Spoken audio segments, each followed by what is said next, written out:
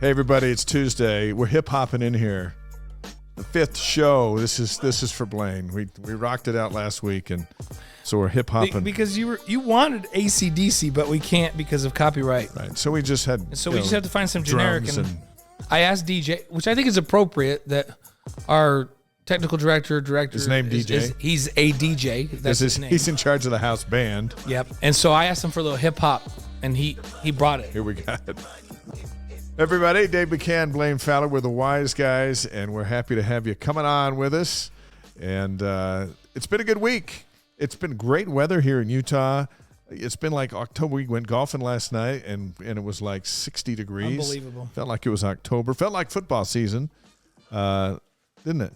Yeah, and you and I were trying to figure out how to live stream from the golf course, and we're going to figure out how to do that. We'll take you golfing and with take us. You guys out with us. And we'll just talk about stuff while we're out there. We won't tell the country club that we're bringing all the Wise Guys out for a round of golf. Because you know the country club, they'll try to make us pay guest fees. They'll say you and 1,000. So we'll work that out. We're going to figure that out in the summer. But wherever we go, you're invited to come with us. And we've got so much to talk about tonight with basketball, certainly football. We're going to talk about Cougar Tales. We may have a movie review. This day in history. So much stuff going on that we're glad we have 2 hours. 2 hours to fire it up. Yeah, and we reviewed Maverick last week, right?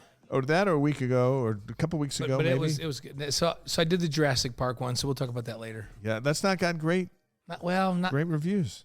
It's the problem is the bar is high with Maverick, so I'm just gonna give it kind of mixed. Thor's coming out in a couple weeks. That bar will be high for that one too.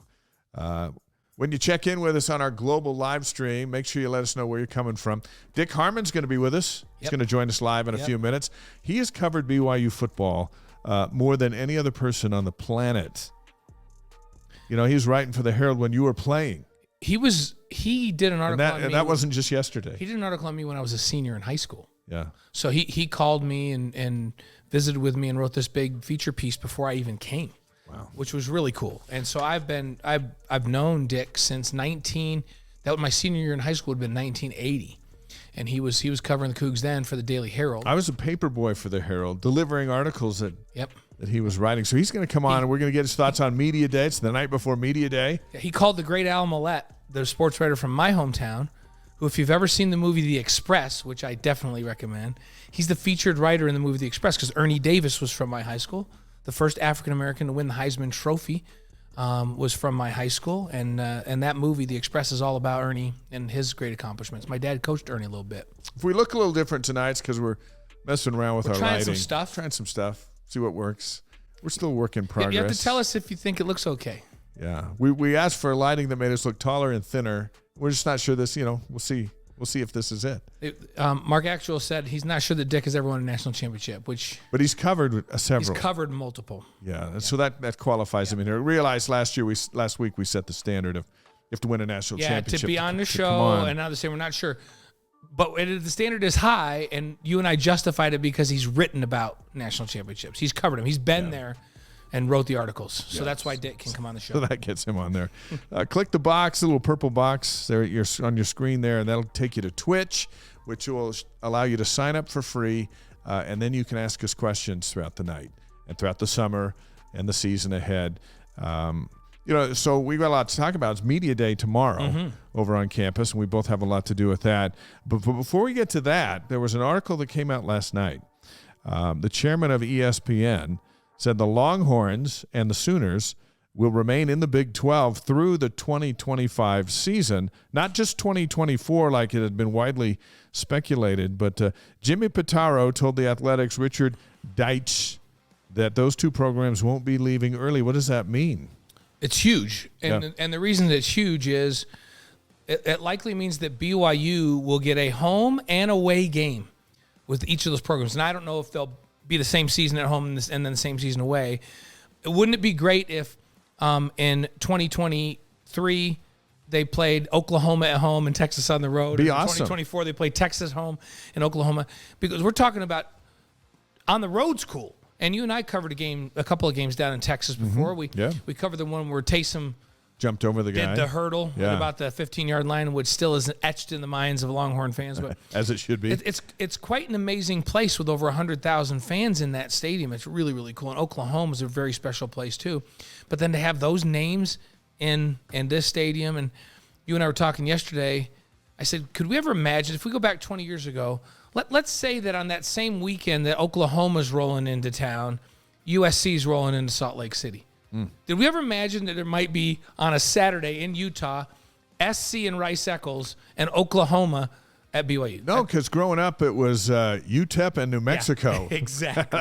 And when one was playing one on Thursday, especially in basketball, if the Cougars were playing the Lobos on Thursday, the Utes were playing the Miners, and then they switched. Yeah, that's what we're used to. This is huge news. This is wild. I had a chance today to interview Ty Detmer and Jim McMahon. Mm-hmm. We'll hear a little bit from them tomorrow on Media Day over on BYU TV, and we'll hear a lot from them during our countdown to kickoffs as we get into September. But it was interesting, as both those guys said, they would have killed to play a schedule like BYU's about to play this year for the final year of independence and going into a P5. And even Jim said, we'd only get one big game a year, and that was it, and the rest was the WAC or the Mountain West. And so those guys, the Pioneers, your friends, your teammates, the Pioneers are looking at that going, dang, timing's everything. Did you talk to Jimmy Mack and ask him if he'd come on the show with us? I didn't get a chance to do that, but I'll will. Call him. We'll get him on. But he was great. He taught me a lot, and I have no doubt. And I don't know if you asked Jim this or not, and I know what both Jim and Ty would say. If you said, but could you have competed with these teams in the Big 12? Could BYU have held up? And Jim would go, we could score on anybody. Yeah, because that offense back in those days when Jim was running that offense, they didn't care who they were playing. It was like take no prisoners. Like, we're going to go put 50 up on the board. I can't remember the game, but the other team scored, and I looked up at the scoreboard. There's like 3:30 left, and they went up by 2. And I just looked at Robbie Bosco, and I go, "What a bunch of idiots! they just left Jim McMahon enough time. Like, he will score for sure right here. Like, there's zero question." It was fun. And he did. It was fun to talk to him, and he's feeling a little bit better. And he opened up pretty good, and we'll have a lot of McMahon on as we get to countdown to kickoff for South Florida. But yeah, he loves the fact that the Big 12's coming. That independence was interesting, but the opponents that BYU's been playing through independence and now heading to the Big 12, that's what those guys. Even Ty was like, every week we wished we were playing that kind of a team. Yeah, and I feel like this period of independence has been good for BYU to be able to get them in a position to have the depth and the talent and be used to playing those kinds of teams, to move into the Big 12. It's been really good for them. Tim Weddington says, are we talking about the leap of faith? That's what they call. Is that what we call the leap? Is that what we're calling that? Down in Texas.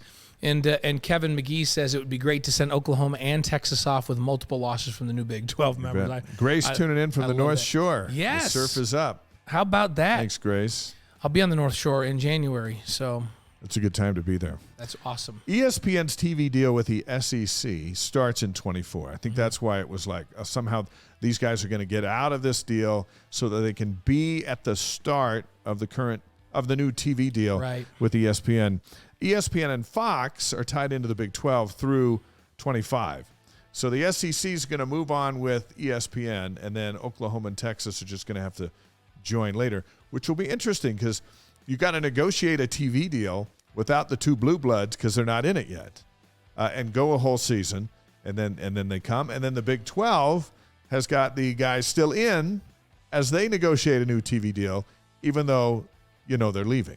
Yeah, and we were having some conversations yesterday with some folks. We probably shouldn't name who they are, but they're a little bit in the know, and they were saying that Texas and Oklahoma, as they planned their exit together, didn't communicate with their old partners very well. No. Didn't give them a heads up. It just kind of right out of left field. And so the Big 12 wasn't real anxious to say to Texas and Oklahoma, yeah, go ahead and don't worry about the buyout. And our understanding is that it's like close to $100 million, which is not even Texas doesn't want to pay that. Or, yeah, go ahead and go to the SEC, but the Big 12 still owns your television rights. So So good luck with that, because you can play a game in the SEC, but if it's a home game, all the revenue from the television goes to the Big 12. So that's not going to work. And so they're in it for one more year. I think it's great for BYU and for these new teams to have them in for a couple years. And then they can go off to the SEC. And I think it's good for Texas to have 2 more years in the Big 12 to get SEC ready. So you go in there to compete. A lot of people just think they will because their name's Texas. Well, when's the last time they've even won the Big 12? Right. Now they're going to the SEC. I think they might be going, well, we wished we were in there now. However, we have 2 years to get our house together. And, of course, Steve Sarkisian's the head coach down there trying to do that. Well, we got Tenton for is that Tenton for Eva tuning in from Dallas, Texas. Hello, Texas. So they know what we're talking about. Yeah. Longhorns control that state down there. And they're a big deal, but they have not played up to the expectations. It's one of the highest revenue-generating programs in the country. The SEC loves that, but they've got to get competitive. And our guy, Steve Sarkisian, I feel like he's the guy that can do that. I hope so. Yeah. Hey, they can go over to the SEC and win like crazy. That's all good with me. But we do want Steve to bring the Horns to town. Yes. At least once. And now that Texas is going to be in there for the 2 years that BYU is going to be in there. And they've been here, but I want to see Oklahoma walk out that visitors tunnel. Yeah. I'm excited for that. Will they bring the Sooner Schooner? Do they take that thing on the road? I don't think they can take that on the road. I think that's outlawed. I don't know how that would be at altitude, but we're going to find out. Tomorrow's the biggest day of the offseason. It is BYU Football Media Day, June 22nd on BYU TV and BYU Radio. And let's roll out the program for you. It's going to start with the state of the program. That's at 11 Eastern tomorrow, 9 a.m. Mountain Time. And that'll be with head coach Kalani Sitake, athletic director Tom Holmoe, coordinators Aaron Roderick and Elisa Tuiaki and Ed Lamb. Jaron Hall, Gunnar Romney, Clark Barrington will be on the show. Peyton Wilgar, Keenan Peely, D'Angelo Mandel.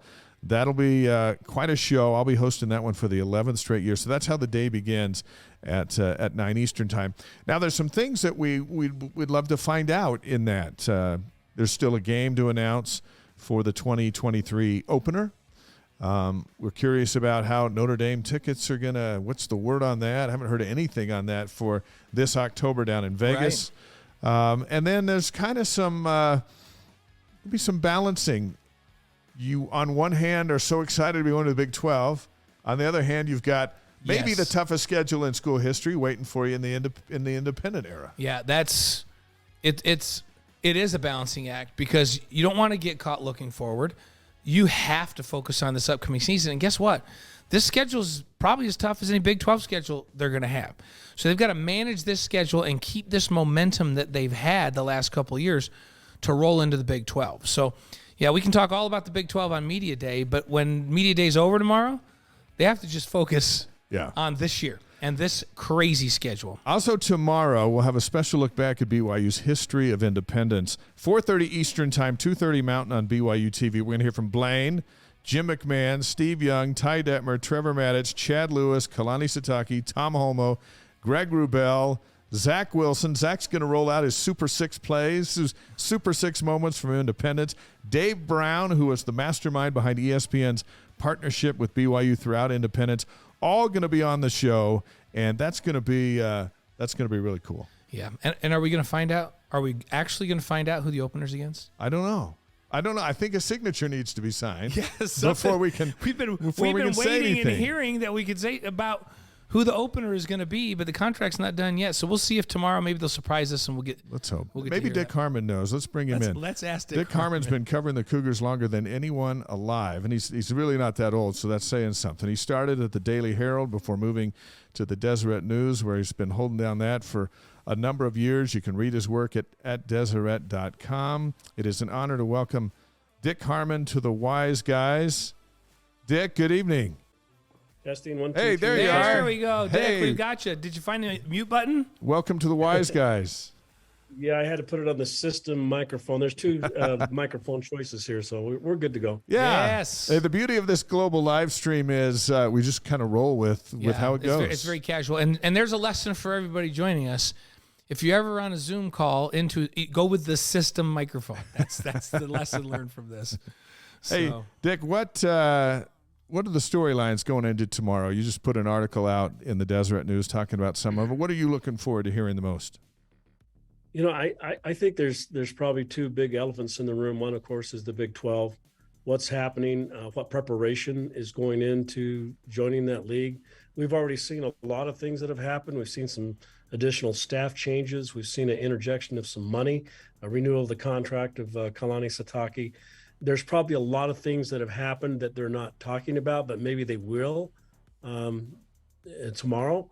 And I'm looking forward to asking and kind of delving into that. The other thing I think is probably NIL. I mean, NIL right now is a hammer and a wildfire all over college football. It's changed the way coaches think, the way they recruit, the way they have to counter recruit. And I don't know if BYU is going to get that tall in the weeds with that, but I do know that they've been after some recruits that have been offered a tremendous amount of money, $250,000 in some instances. And is BYU going to match that? Are they going to play that game? Do they have some things that they just say are team wide and we're going to stick with that? And we're not getting in a bidding war with anybody, but yet I know that Mark Pope and both Kalani Sitake are finding out that the kids that's one of the first things they say is, hey, what about the NIL money? So is that going to, Dick, in your mind, is that going to ruin college football? If a kid comes on a recruiting visit and the first thing that he wants to talk about is the NIL deal, and my understanding is that there have been some recruits on campus in both football and basketball that when they sat down to have the discussion with the coaches, the very first thing they threw out on the table was, tell me about the NIL program. Is that good for college football? I don't think it is. I think it's something you have to face and you have to handle and you have to have an answer for. But if that's going to be your first priority, then I don't know why you would choose this school over another one other than money.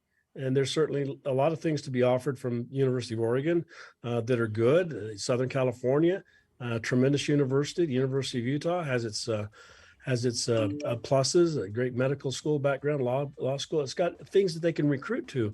BYU has its unique approach. But if it's going to be NIL money, then I think that, yes, that does change, I think, the whole approach that you have to signing players and what they're interested in. And if they're interested in that, then how are they going to be to coach and to be a teammate and be in the locker room with? And I think that this is a big elephant that's got to be covered in some way in the room. I was talking to Ty Detmer earlier today and asked him about the portal, which is the other big issue facing college football. And he thinks the portal is doing more damage than the NIL as far as what's changing the game, because he coaches high school kids, and the New Mexicos and the smaller schools that would typically come and look at his guys are going to the portal for quick fixes.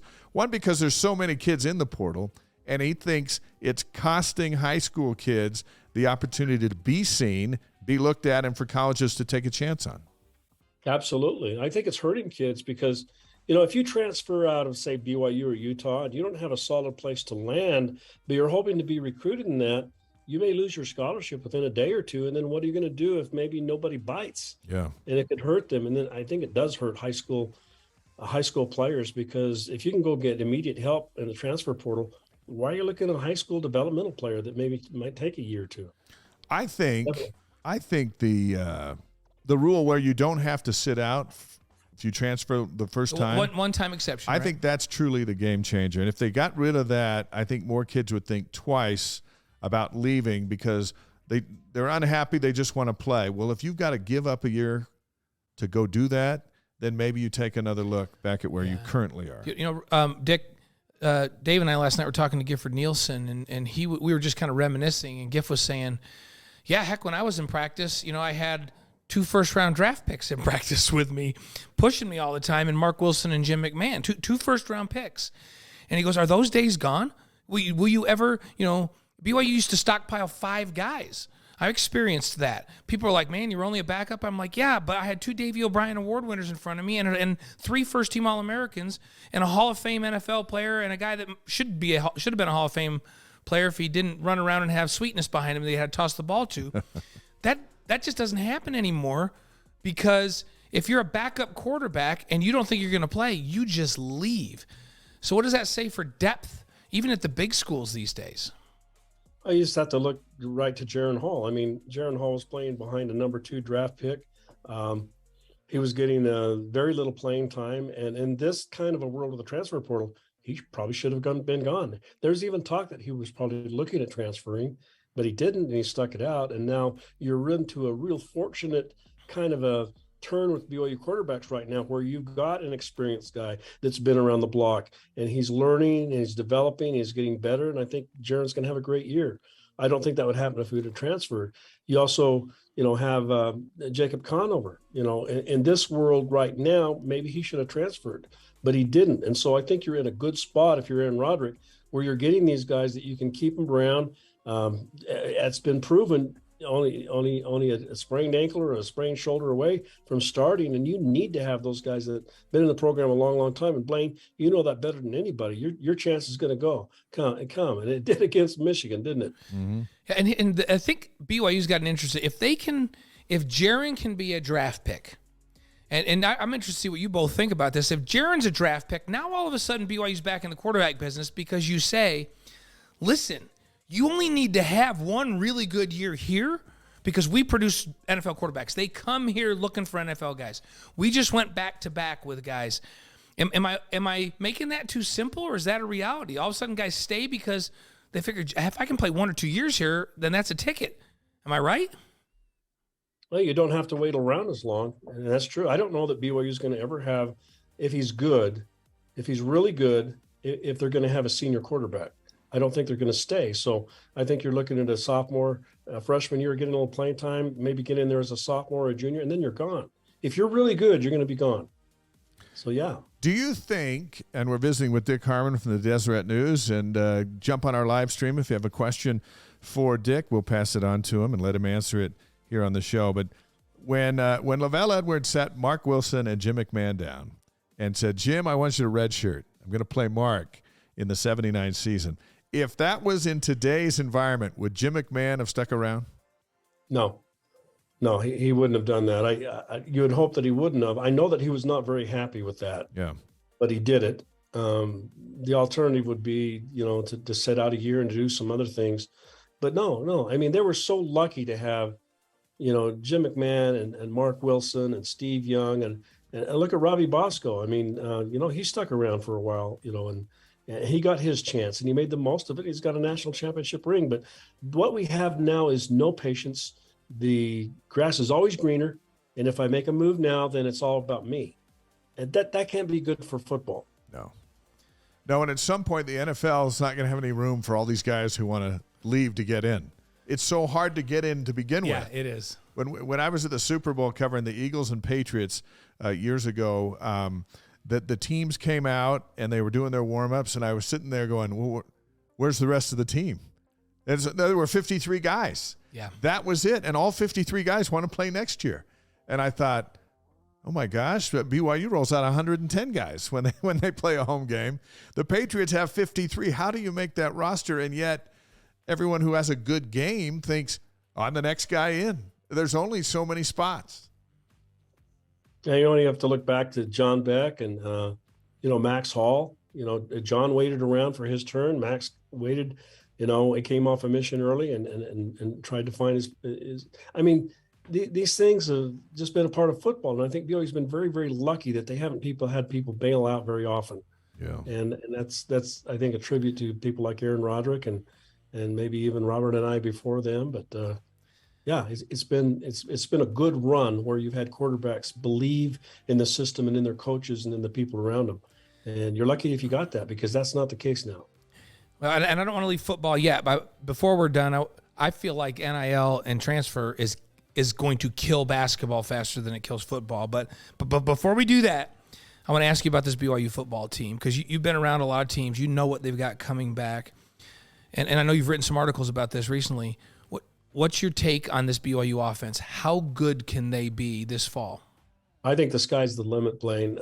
You've been around football a lot longer than I have, and you've got a son that is a defensive coach out there, and he probably lets you know what he sees on the field. But you've got an offensive line that is 2.5 to 3 deep. They're monsters.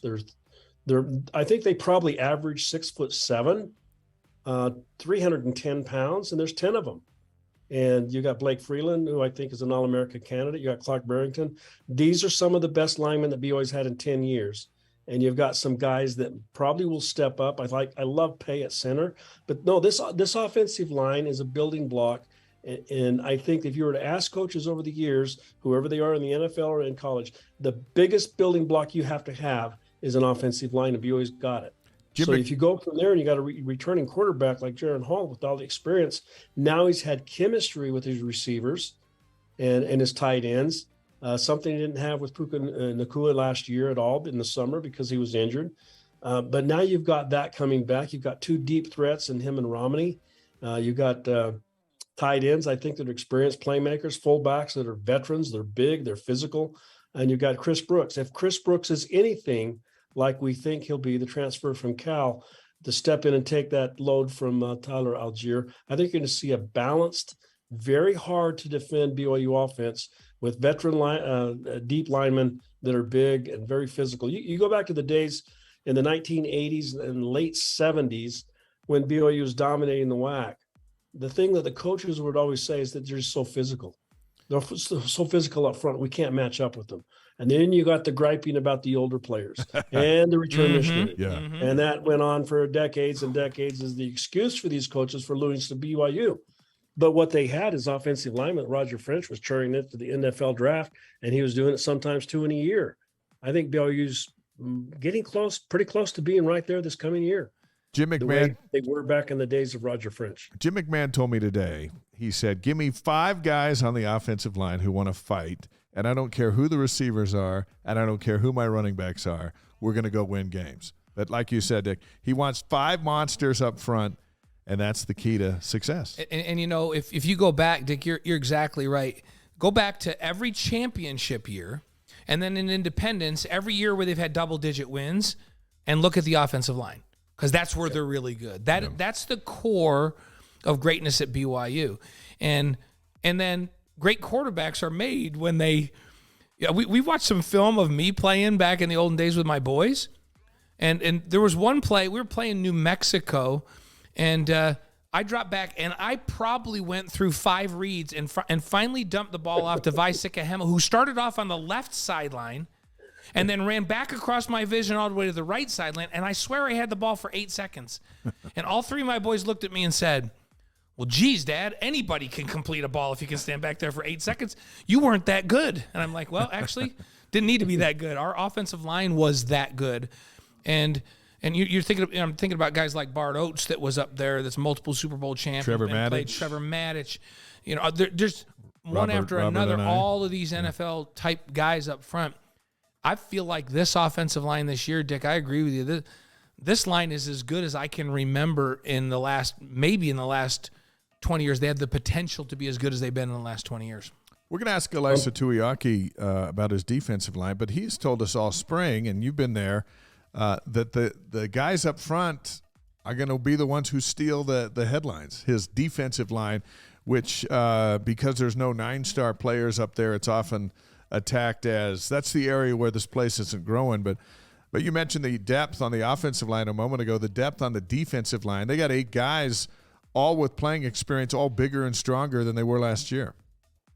Well, I think the key, and I think it's been shown the way by Blaine's former teammate Kyle Whittingham and his father Fred Whittingham. They had a philosophy that if you could get pressure with 4 down linemen, and you can switch a combo up, but 4-man rush. If you can do that, you can win a lot of football games because you can do things with coverage. You can bring some blitz. You can bring an extra person. It changes the game entirely. So if BYU's team, if this defense is going to be changed and the heat's going to be off Tuiaki, if they can get 4 down linemen that can get pressure. They did it with 3 a couple of times last year. Mm-hmm. They did. 3 linemen that were rushing. They got pressure. But if they can do it with 4, it changes everything for Elisa Tuiaki. It really does.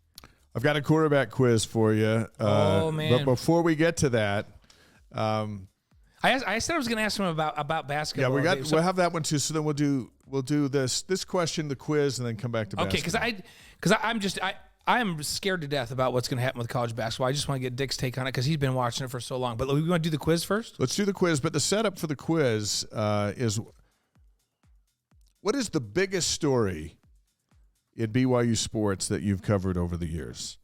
And we can throw out there's the Heisman, there's the national championship, there's this Big 12. There's Jimmermania. There's going independent. There was Jimmermania. What's number one?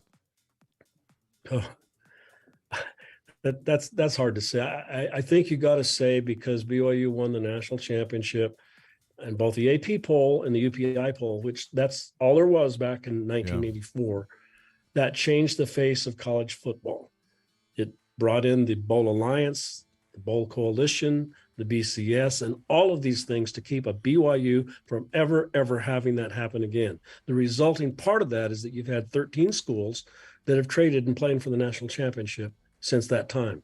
So I got to think that because of what Lavelle Edwards did in getting BYU in that position and winning that game, a lot of people want to downplay BYU's win over Michigan, but there are a lot of schools that could have played BYU and they chickened out. Yeah. Oklahoma was one. Washington was another. Right. Somebody from the ACC. Who was it, Blaine? I think Florida or Florida State. I think it was Florida State. They had a chance to come there and play, and they said no. So, you can't downplay what BYU did in an undefeated season when other people refused to come and play them for a title.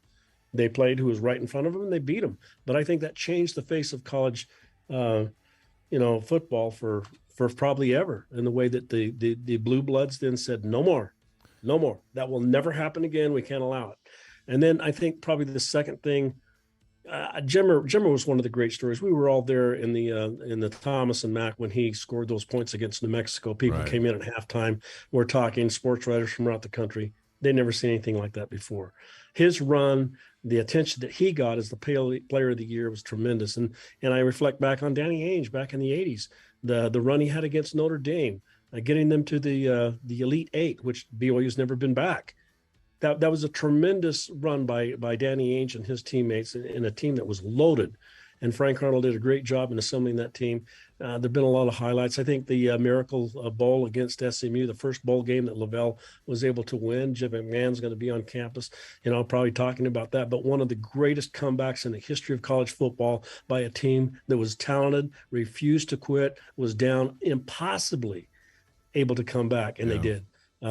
Those moments are probably the greatest that I can remember. Ty Detmer, covering him, and both of you have talked to him, you know him very well. Mm-hmm. But one of the class individuals that you'll ever meet, being in charge of a team that did so well, and he won the Heisman Trophy, all the awards, all the records that he set, 115 touchdowns, 121 touchdowns, more than 15,000 yards, the first player to ever do that. He threw a lot of interceptions, but man, was he a fun player to watch and to cover. Well, I still remember after the Texas A&M game, in the locker room, he had two separated shoulders. He had tears in his eyes. The Texas A&M team, a lot of guys that he went to high school with were making fun of him out on the field, and the kid with tears long after everybody had been interviewed, he sat there and he took the questions for as long as anybody wanted to talk to him. With a notebook and a microphone, he sat there like a man, and he answered every question that he could, and I'll never forget that.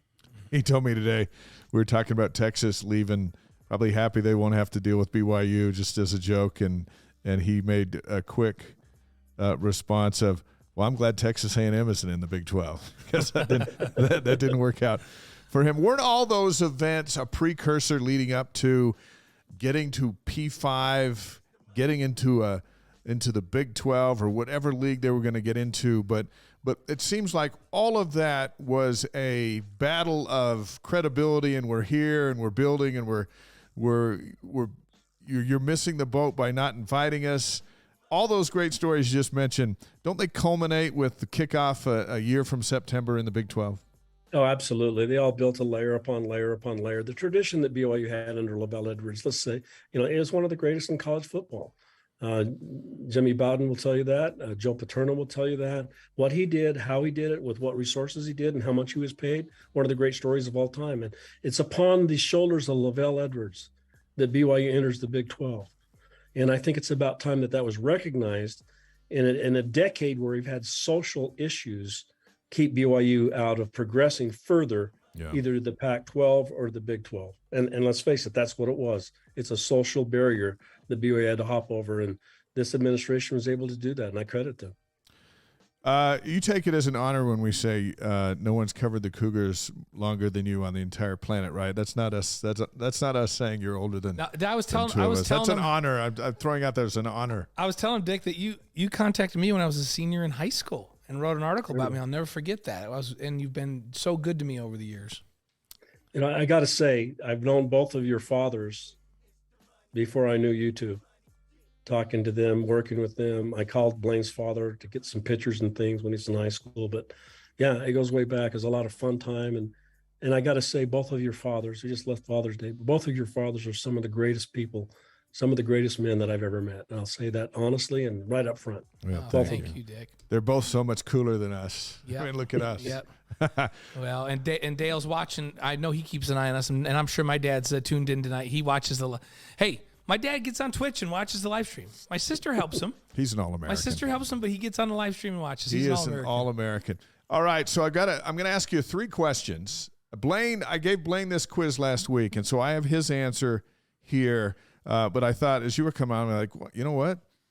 I want to ask Dick Harmon this question. We'll see if you match up with me. We'll Dick. see. We'll see where you're at. Okay, are you ready? Ready? Okay. It's 1st and 10. You've got 90 seconds to score. Oh, 90 You've got 90 yards to score and 1 minute to do it. Who do you want leading that drive? It's first. It's first. Don't just jump in yet. I haven't even given the. He complicates it because. Okay. I'm sorry. He complicates it. Multiple choice. This is what he did to me the last 2 weeks. He complicates it, and sometimes he doesn't even give me the choice of who I would pick. Yeah, it's so of he this gives group. He gives you four options. So okay. I'm sorry. Okay. First and 10, 90 yards to score, a minute to do it. You got Ty Detmer, Jim McMahon, Max Hall, or Robbie Bosco. Those are the 4. And clearly you jumped the gun and went right to Jim McMahon, which is where Blaine went last week. So I'm just going to move on to question number 2. Sorry. All right. And then we've got are we doing the instant poll like are the guys? Yeah. Polls will be in and out. So there you go. We're doing polls on these questions, and they're coming up on the screen too. So and everyone agreed with us on Jim McMahon, by the way. So okay, now it's 3rd down and 15. You're throwing over the middle. Which tight end is your target? A, Dennis Pitta, B, Johnny Harleen, C, Chris Smith, or D, Gordon Hudson? 3rd and 15, you're throwing over the middle. Who's your tight end target?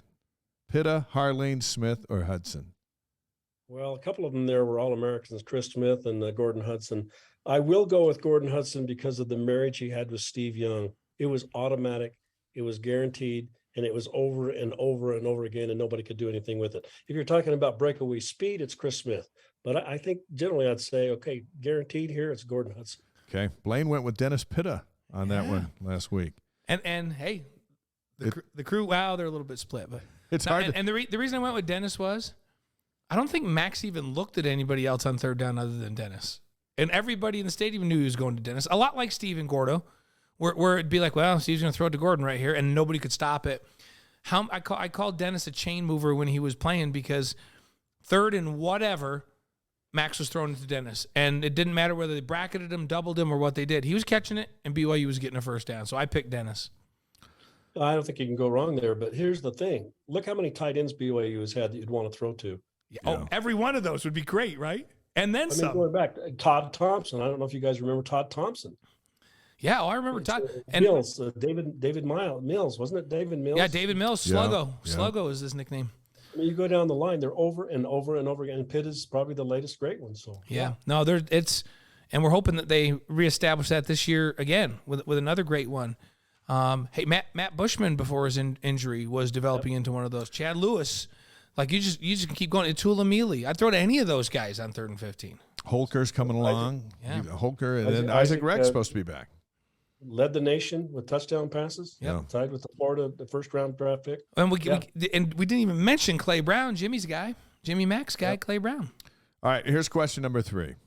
It's 4th down and 1 at the goal line. There's time for one last play. You're going to call a running play to try to win the game. Who do you give the ball to?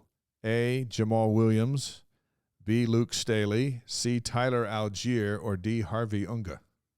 1 yard, last play of the game, you got to score to win. Williams, Staley, Algier, or Unga? Oh man, that's a hard one. That is a hard one. This is not an easy show. Not everyone can come on this show. Al judged in our mind. I think about him. He was so productive when he got down there, but I think I'll go with Harvey Younga because of the size and the strength that he had.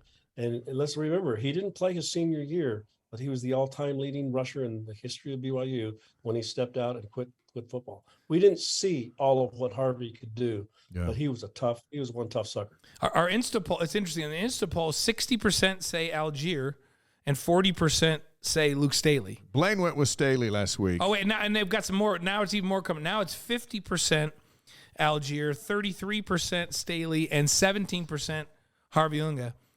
I mean, well, I think Staley. I think if you pitch the ball out. Oh, now we got some Williams even. The ball out. Yeah. And he could run that 1 more yard and score, but he could also maybe run 99 yards and score. So Staley, you can't go wrong with any of these guys. I mean, that's not fair. Harvey's going to run over him. Tyler's going to run around more over him. Jamal's just going to be not denied. Listen, there's no right answer. This is an opinion-based quiz. I just told Dave. I remember when Luke was playing and Kyle was the D coordinator. Kyle just says that he's so ridiculous to try to defend in short yardage because they'll throw him the toss. Mm-hmm. And then the guys they'll have to run so hard to beat him to the corner that they overrun him because he's so fast for a big guy. And then he just puts his foot in the ground and runs back, and now you're arm tackling him, and he just runs right through all the arm tackles. And typically a kicker leads the nation in scoring. Luke Staley led the nation in scoring the year he won the Doak Walker Award. Yeah. And so I'm like, well, if I'm going to have a guy that's going to score, I'm going to do the nation's leading scorer. I put Luke in there. We got momentum. I'm going to lean into our defensive quiz. You got a couple more minutes to be with us? Oh, absolutely. Nice. All right. Okay. So we've got Blaine and we've got Dick Harmon. Now both are in play. And then we have our streamers around the globe that can chime in with their answers. So I'm going to propose a question. Then I'm going to give some options. And then we'll debate your answers. Okay, I like this. So we're going defense tonight. It is 3rd down and 3 at the BYU 27. The Cougars need a sack from a linebacker to knock the opponent out of field goal range. Who's going to get it? A, Leon White, B, Todd Shell, C, Kyle Van Noy, or D, Shea Muirbrook. You need a sack. It's 3rd and 3 at the 27. You've got to sack the quarterback and get them out of field goal range. Is it Leon White, Todd Shell, Kyle Van Noy, or Shea Muirbrook? Who do you want to go first? You go, Dick. You're the guest. You get to pick first. To me, one of the greatest playmakers, I've seen it over and over again out of him, it was Kyle Van Noy. I mean, to get that sack, if you had to have it, maybe even a fumble, icing on the cake, Kyle Van Noy. Yeah, and our people streaming with us they're agreeing with you, and I 100% agree with you. I when I think of this question, I reflect back on that bowl game against San Diego State. I have never seen an individual defensive player decide to take over a game when the offense wasn't clicking that great and just go, you know what? It looks like we're going to have to win this game on defense, so let's do this. I'm going to go win this thing. And he just came up with 3 plays in a row, just ridiculous. And so I feel like if you have to have a play, that guy's going to dial up a play. He's going to go make a play for you. So I'm with you. I'm 100% with you on Kyle Van Noy. 26 sacks. Ole Miss too. They don't win the game at Ole Miss if he doesn't sack the guy in the end zone, right? We have a few that went with Todd Shell on the poll. One went with Leon White. Hey, I love some Leon White. I'll tell you that. That guy was amazing. He had 17 sacks. Shell with 20. Van Noy had 26. Muirbrook had 19. And Van Noy's play against Ole Miss was the first game of independence back there, and BYU won it 14-13. Okay, that was a pretty easy one. That was just a teaser. That was like the shrimp cocktail that came out. Now you have to look at the menu, and things are going to get a little tougher. It's 1st and 10 at the opponent's 30. BYU's getting pressure with a 4-man rush. Which defensive lineman gets to the quarterback first?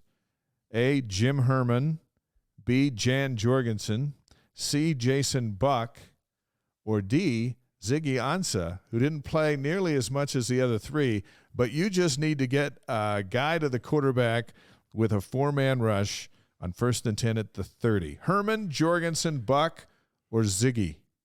What do you got, Dick?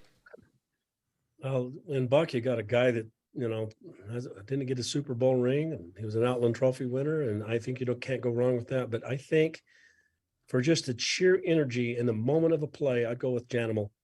I'd go with Jan Jorgensen.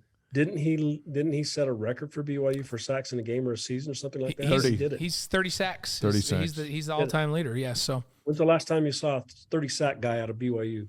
yeah. So yeah, I'm trying to think when the last time I seen a 5-sack guy. As they try to get to the quarterback. So here's my. I'm reading this question. I'm going, okay. Jan's the sack leader.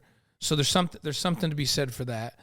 Jason Buck I played with, and I was thinking of the same things you were, Dick, that Outland Trophy winner, Super Bowl champion with the Washington Redskins, relentless pass rusher, so quick around the corner, great feet and hands, former high school quarterback. But then I thought, am I talking about Ziggy Ansah at BYU, or I'm talking about Ziggy Ansah of the Detroit Lions healthy? Because Ziggy Ansah of the Detroit Lions healthy is a Pro Bowl defensive end. And so I went with him because I decided I'm going with the Ziggy Ansah that was at his potential, not the one that didn't know how to put his thigh pads in the pants when he was at BYU. The question was BYU being on the 30-yard line. Oh, crap. Not the Detroit Lions. That's an excellent point. Okay. Dick, so sometimes Blaine veers off. Sometimes I make my own stuff up.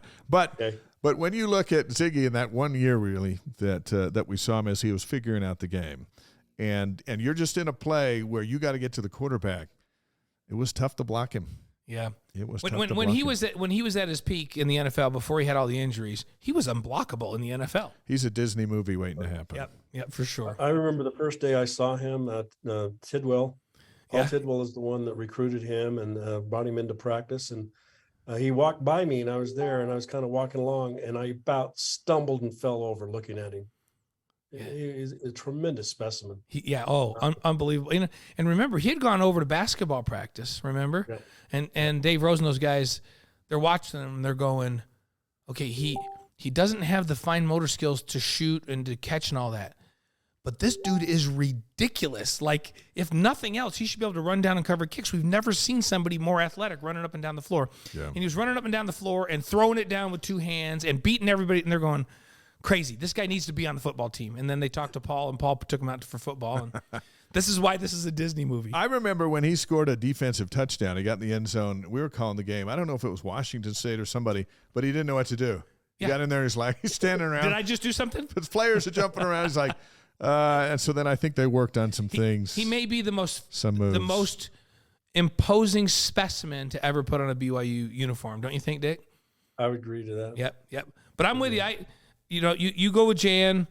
I said Ziggy at his peak, but if I have to go with during the career, I'm going to go with Jason because I'm just going with one of my guys. Homer on that one. All right, here's a tough one. It's 2nd down and 7 at the BYU 25-yard line. The Cougars need an interception in the secondary. Who gets it? A, Derwin Gray, B, Brian Mitchell, C, Tom Homo, or D, Gennaro Guilford. If you go to the stats, they're all pretty close. So you need one of those four to get you an interception. Who's it going to be? I'll throw another name out there. I gave you 4 selections. It's not an Dave essay. Dave Atkinson set the school record for interceptions back in the early 70s or late 70s. But, notice there's no Tim McTighe or Omar Morgan. I can't include the whole team. I gave you a 4. Two best cover guys that I've seen at BYU, and they're not there. Okay, I will say. Don't make fun of First of all, I think that was an unfortunate stab at the person who wrote this quiz. I will give it to a guy that I saw make interceptions at BYU and do it regularly. Had one, I think, against Georgia. Oh, yeah. I think he's got Super Bowl rings. If you're going to talk NFL like Blaine likes to do, don't let Blaine veer you off. I'm going to say Tom Hummel. I'll give Tom a bone. He had 13 picks. So I went with whatever you do not bring in the CFL. We've already ventured in the NFL. Do not bring in the Canadian football. I'm going to go with Derwin Gray, and the reason I'm going to do it is, Brian played corner, Tom played corner in college, and Gennaro played corner. And I feel like, corners are always locked up in coverage. They're running. You're more likely to get a pick as a safety in this type of a situation. And so I think Derwin in the back end is going to close on the ball and come up and make a pick. And could he close? So. All right, here's the toughest one coming. It's 1st and 10. The opponent catches a pass across the middle. This is tough. Dick and I are going with the same one. BYU needs somebody to lay a hit so hard that the receiver drops the ball. So who lays the hit? A, Thor Salanoa. B, Kurt Govea. C, Rob Freight Train Morris, or D, Kyle Morrell? One of those four have got to hit the receiver and knock the ball out. I can't have a Nakua in there, huh? No, just these four. Yeah. Okay, what were the three again? Four? Thor Salanoa, Kurt Govea, Rob Morris, and Kyle Morrell. We've got video of all of them have decapitated guys over the middle on occasion. But you just need one to do it. You need to get the football back. You know what? I think we've got to give credit to an athlete at Viewmont High School who played for the Vikings. He's not with us any longer, but Kyle Morrell. He could lay a hit. He could cover. What a great safety. What a great mind. Never got the credit that I think he deserves, but I'll go with Kyle Morrell for hitting somebody. That's a good choice. Yeah, that is a good choice. We watched. I know who you're going I was with. watching film with my boys one time, and they're like, "Dad, I think Kyle Morrell would have gotten kicked out of the first quarter of every game," which is true. You got to remember that targeting was not a rule when we were playing. Kyle used to either lead with his head and knock guys out, or throw his forearm right into the side of their head, which is also targeting. So he would make some big hits. But I'm going with Kurt Govea simply because of the Hawaii game in 1985. And Dick, you remember this. Walter Murray runs a slant. Walter Murray's an All-American wide receiver at Hawaii.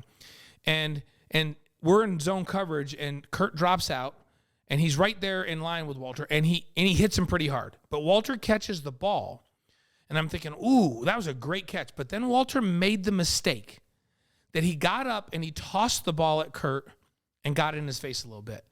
And I remember leaning over to one of my buddies and going, why do you want to poke the bear like that? That's like not smart. It is not smart. And it couldn't have been more than 3 plays later. Walter Murray's running the same route, but this time Kurt's just a little bit deeper. The first thing that hit the ground was the back of Walter Murray's head, and then Kurt just got up quietly and just goes, over the top of him and walk back to the huddle. And Walter was out. The deke leader. He was First out cold. And I'm like, well, that's what happens. Why do you mess with Kurt Govea? So I gave it to Kurt. We got, some of our streamers here are saying the freight train Morris. There's some good support for the freight train. Hey, any one of these guys will smack you. I put Thor on there. Isn't Thor like the godfather of Hawaii? Yes. Yeah. Like, hey, if you need something, you call Thor. Isn't that pretty? I haven't been pretty much understood. And guess what? Thor was on campus this past week for the first time in like 20 plus years. No kidding. Maybe even longer. And he was on campus and was around, which was really neat to see. Yeah, Thor is. You know how Dave McCann was the hookup? I always tell you, like, Dave McCann is the hookup in Vegas of all times. Like, you need to go golf, you need a steak, you need whatever. That's a little inflated. Dave's your story. guy. Thor Salanoa in Hawaii, like, what do you need? And you got it. He's connected. Maybe too connected. I'm a little worried about Thor because he might be too connected. If somebody's tailing you and you call Thor, they stop tailing you. Is that what you're saying? Yep. Like, if you get pulled over by the cops, and they're like, hey, I just want you to know that Thor Salanoa is my buddy. Like, oh, yeah, you can go. That's unconfirmed. Which, by the way, that is unconfirmed. But don't try that if you're listening to the I have to tell you guys, tonight. that happened to me in Philadelphia when I had Vi Sikahema in the car with me. So I turned right on red, and there was a sign behind a tree that said no right on red. But you couldn't see it. It was behind a tree. And so I turned right, and the siren went off, and I was like, what? What did I do? And Vi goes, oh, crap, you're not supposed to turn right on that corner. And we were in kind of a rough section of town. Police officer walks up to the window and he says, license and registration. And I said, you know what? And we were in my rental car. I go, this is a rental car, officer. So I don't know where the registration is, but here's my license. And Vi leans over from the passengers. He says, officer, I'm sorry. He's not from here. I should have told him. And the police officer bends down. He goes, Vi Sikahema, is that you? And Vi goes, yes, officer. And he goes, oh, when you beat up, no. He goes, when you beat up Jose Canseco and you gave the money to the firefighter in this town, that was epic. And when you beat up the goalpost at the Giants Stadium, that was awesome. And then he goes, what are you guys doing in this part of town? And we said, we're actually heading over to a friend's to watch Vi's buddy Bernard Hopkins fight on pay-per-view because Vi's too cheap to buy cable. Yeah. And the police officer says, well, let me get you guys out of this neighborhood. Why don't I escort you guys out of this neighborhood because it's kind of a rough neighborhood. So just follow me out of here. No problem. Put your license away. This is all good. Nice. So Vi did run Philadelphia, by the way. He still does. Even though he's here, he still does. Vi, is that you? I'm like, oh, man, what is going on here? All right, here's the last question for you, Dick. It's a big game. Who's most likely to lead the Cougars in tackles? A, Kyle Whittingham. B, David Nixon. We threw Nixon in there because he's our broadcast partner. C, Brandon Ogletree. Put him in there because his dad's our stake president. And 246 tackles over his career. And D, Brian Keel. It's a big game. Who's going to lead the team in tackles in that game? Whittingham, Nixon, Ogletree, or Keel? Man, I have all the respect in the world for the Whittinghams, and I've seen Kyle do it. Team captain, tough guy. All those Whittinghams. You look at Kerry, you look at Kyle. Brady played on the other side, Freddie played fullback, yeah. But man, that is a tough one. I'll throw you some stats. You know what I'm going to do? I'm going to say Ogletree. I'm going to say Ogletree because he was undersized. I like Muirbrook too. You don't have his name on there. But, he was a machine. Yeah. But Tree did some real good work with that defense for Bronco Mendenhall. And 22 and a half tackles for loss. Yeah, he's not the name. He's not the name in that, but the guy is really crafty at what he did. And I'm just going to say that to be different mainly, but I'll take Tree. Let me tell you about Tree's dad. Tree's dad calls me up, our stake president. Yes. And asked if We're in the same stake, by the way. And I asked, they let Blaine and I be in the same stake, which clearly they don't know. Typically, that's a violation, but they let us in the same stake. So they asked me to speak at this patriotic thing this coming Sunday night at the Stake Center. Yeah, by the way, Dave's speaking at the Patriotic Fireside next Sunday. Yeah, I said, what about a topic and how many minutes? He goes, well, try not to take more than 40 minutes. And then I just stopped talking. Like, what, 40 minutes? It's like, but anyway, his son Brandon Ogletree won your vote tonight, so that's got to help. That's good stuff. I'm going to go with Kyle Whittingham. My old roommate, you are? My old roommate. I lived at the Whittingham's house. I've never seen anyone more intense on a game day. Or cheap, right? He wouldn't turn the heat on. So you went across the street and stole firewood from the neighbors. Is that correct? The Hoffines might be listening right now. I don't want the Hoffines to know this. Well, the Whittinghams might be listening too, and they should know that they encouraged you guys to go and steal firewood. Kyle would come home, and I would have turned the heat on, and he would basically say, why didn't you turn the heat on? You're going to pay the whole bill this month, or I'm going to beat the crap out of you. And I would say, Kyle, we're freezing. And Brenda would be over under 5 blankets. Kyle, we're freezing. He goes, then do the right thing and go across the street to Hoffines and steal some firewood and build a fire in the fireplace. So I would sneak over to the Hoffines, go into the backyard, get some firewood, and build a fire. Cheapest guy ever. So I feel like we owe an apology to the Hoffines. But intense, very intense. No, I think the Hoffines knew I was stealing their work. They thought it was okay. When it was all said and done, I think they knew that Kyle was sending me over there. And they felt bad for us because they knew that Kyle was running the house with an iron fist and wouldn't let us turn the heat on in the winter. Yeah, that's not right. Yeah, so can't go wrong with Kyle. Really, Kyle's intense, and he like Mike Singletary type intensity at middle backer. And if it's a big game, he was always unbelievably dialed in, and he would just run. And here's the other thing: to me, it had to either be Tree or Whittingham, because Dave and Brian played outside backer, and middle backers just flow from sideline to sideline, and typically have an opportunity to make more tackles. So to me, I would bring it down to Kyle or Tree. Tree's a great choice, but I'm going to go with Kyle on this one. Is Kyle misunderstood by Cougar Nation, Dick? I did an interview with him a few years ago for Father's Day about the people who've influenced his life, culminating with his dad. There's a soft side to Kyle. He doesn't show very often, but when you see it, much like Jim McMahon said today, and what Gift told us about Jim McMahon is, there's a side to Jim McMahon that makes him the most gracious, humble, kind-hearted guy that doesn't translate over to the Jim McMahon we saw wearing number 9. What about Whittingham? Are we misreading him? I think things that have happened have caused a layer upon layer in the minds of BYU fans. But I've been in his house, his father's house. I know his brothers. I know his mother. I've always had a lot of great respect. It's not his fault necessarily that he accepted a BYU job. He accepted that job from Fred Skousen. Yeah. And then Chris Hill called and offered him more money, and he took it. But he was coming home. He was going to come home. But yeah, I think if you understand, Kyle, my brother Phil, I'm in my brother's house right now because my grandkids are running crazy at my house. My brother Phil and Kyle were teammates at Provo High School. Yeah. And so I've known this family for a long, long time. And It's too bad that Kyle didn't come home and play at BYU, because he'd have been a great football coach, and I think Tom Homo would agree with that.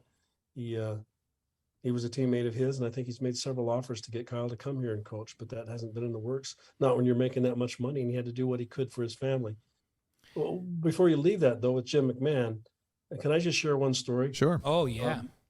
When I was just up and coming, the Daily Herald, the sports writer, and trying to make some extra money, I did a radio show on KEYY in Provo. And that station is way out in West Provo, way Out by the lake. Yeah, it's hard to find. But I made a request of Ralph Zobel if I could get Jim McMahon on the show. And he says, yeah. And then he called me back and says, Jim wants to come down to the studio. Would that be okay? I said, yeah. Well, I didn't think that would happen, because it's hard to find, number one. And number two, it's Jim McMahon. And number three, how in the heck is he going to find his way there? But 5 minutes before we went on the air, there he pulled up in this green Duster. His girlfriend, he left him in the car while he came in. He sat down and did a 20-minute interview with somebody who was nobody. But he kept a commitment to do that.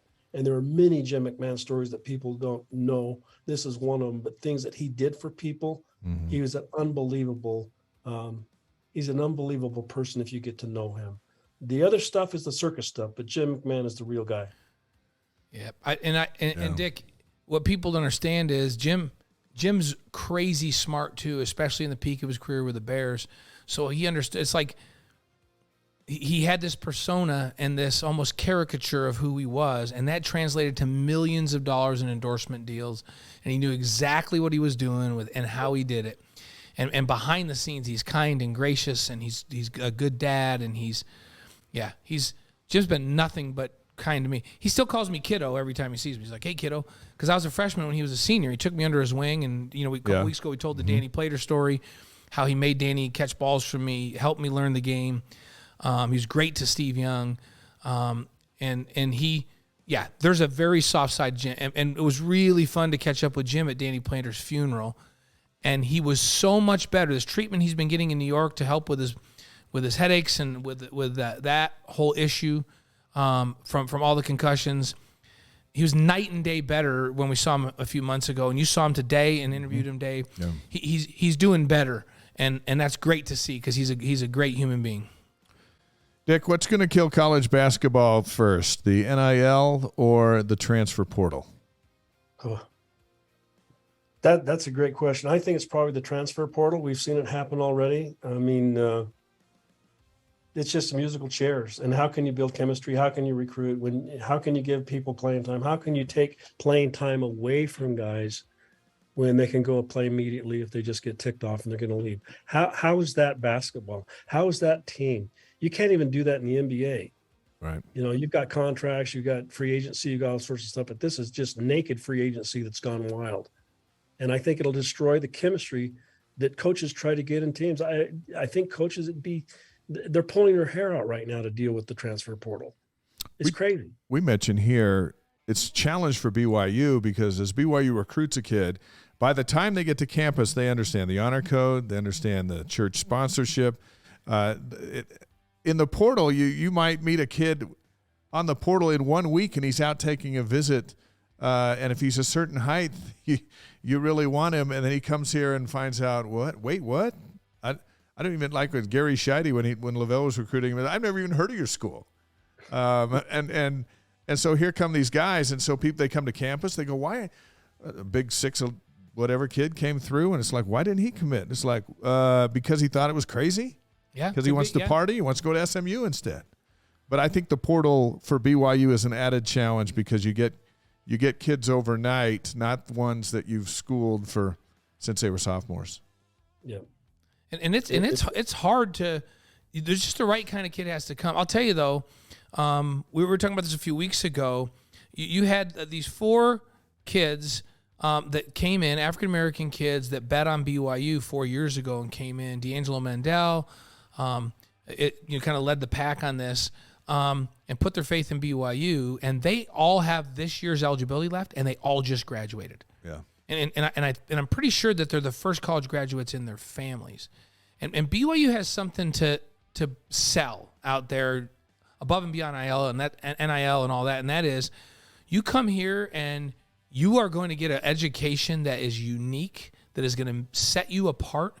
That if you don't go play in the NFL, and you already talked about the odds of that, you're going to be set up for life because you're going to be different than the kid that just went to San Diego State or to Fresno State.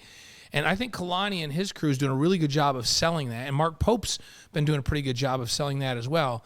But they have to think of ways to sell differently because they can't compete with NIL dollars and all these other things that people are throwing in front of these players, especially in basketball. I think they've got a great example in the league that they're going to in the Big 12 with Baylor. Baylor's a religious school. Baylor just won the football championship. They won a national basketball championship. But I was talking to somebody about that, and I said, "How are they doing it? How are they getting these players there?" And I was told that the school is going to these mothers, a lot of them single mothers, and saying, "We will take care of your son and make him a man, and he's not going to be out just doing all sorts of crap. We're going to take care of him." Yeah, and they talk to them as a Christian. And they talk to them as somebody who's going to shepherd them and help them. And that's what those mamas, they care about money, yeah, but they care about their sons. They don't want to end up being shot at a party somewhere. And so Baylor's done a great job of pulling that trigger. It's the same trigger that BYU can pull, Blaine. Yep, I agree with you, Dick. It's a great way to sell it, and it's real. It's real. So 8 minutes after 9 on the East Coast. So you know what I'm going to do? Since you guys questioned some of my questions, I'm going to come back with one more. Okay, one more. I'm going to finish up with one more. We got this. We'll finish up with a big one. Here we go. All right, it's 4th down and 8. The opponent's driving late in the game. You need a lockdown defender to bat the pass away. 4th and 8 late in the game. Lockdown defender to bat the pass away. Is it A, Daniel Sorensen, B, Tim McTire, C, Rodney Rice, or D, Aaron Francisco?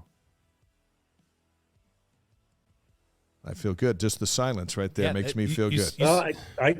Those are all great choices. I'm going to go with one of the tandem that I thought was the best cover corner tandem in BYU school history, and that's Tim McTire and Omar. He was a great, and Omar. You put those two together. I've never seen man coverage like that at BYU before. 1996 Cotton Bowl. Yeah. They shut down Snyder's offense pretty good and held it in check and made huge plays at the end. Held them to 15 points, and one was a Hail Mary before halftime? Yep. Yeah. All right, Blaine, who do you got? I was also going to go Tim. Here's what's going to happen, though. Tim's going to bat the ball away, and then Aaron Francisco is going to hit the guy so hard that all of the wind comes out of him and he can't breathe for 2 days. And then Daniel Sorensen picks the ball off. Daniel Sorensen is going to pick pitches it to Rodney Rice on the tip and pitch it to Rodney for the touchdown. Do you remember Rodney Rice's pick 6 against Texas in Provo when we just killed him? Yep. That was the year after my mission to San Antonio. Yep. Texas comes up. BYU would beat them down there miraculously. A funny story about that. My companion and I were travelers through the mission at that time, and BYU comes down. My dad writes the mission president and asks him if we can stay with them for the game. And my mission president was cool, and we were hard workers, so we said yes. So Elder Anderson and I, we go to the team hotel at the Marriott. We stay with my dad. We have breakfast with Lavelle, literally at his table with him.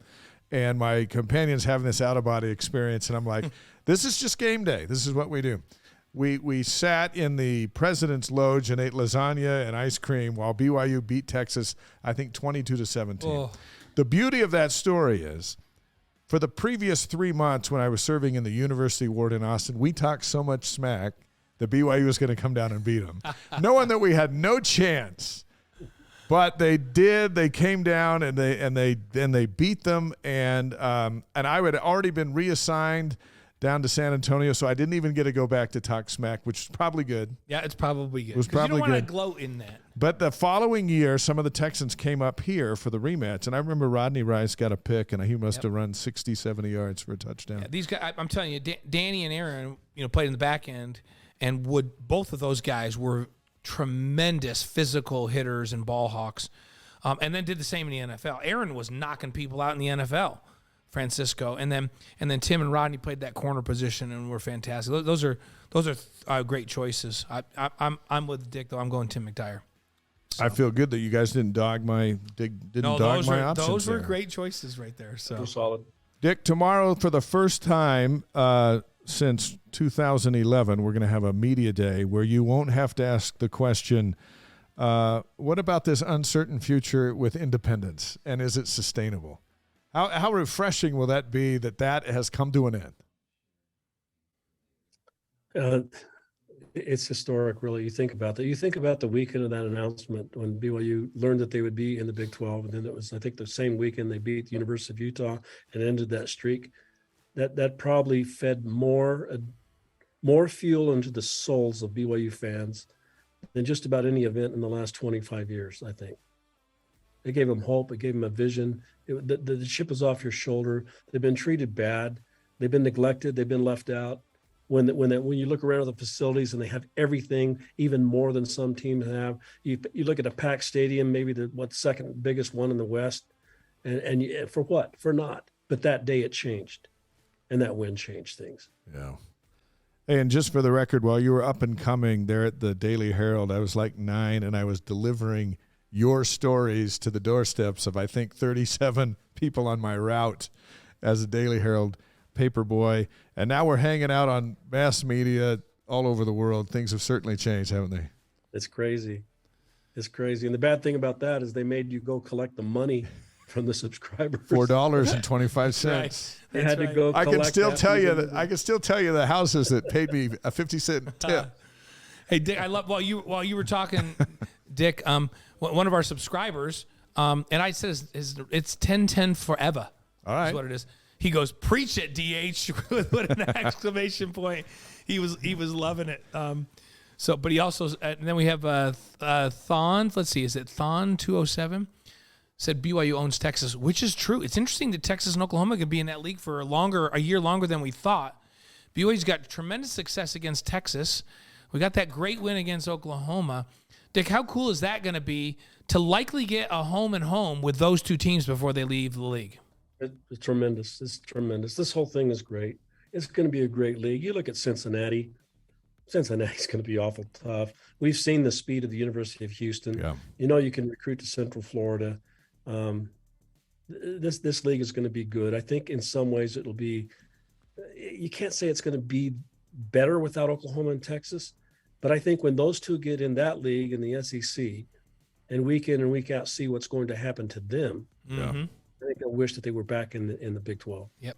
Well, and I think too that Kansas State, a number of those Big 12 schools that are staying, when they say these 4 coming in, these 4 aren't going to the bottom like a lot of teams that join leagues. If you're Kansas, you're not careful, you're going to stay at the bottom. Yeah. If we were to do this, I'm gonna this is gonna be a tough one for you guys. Put these 4 teams in the league last year.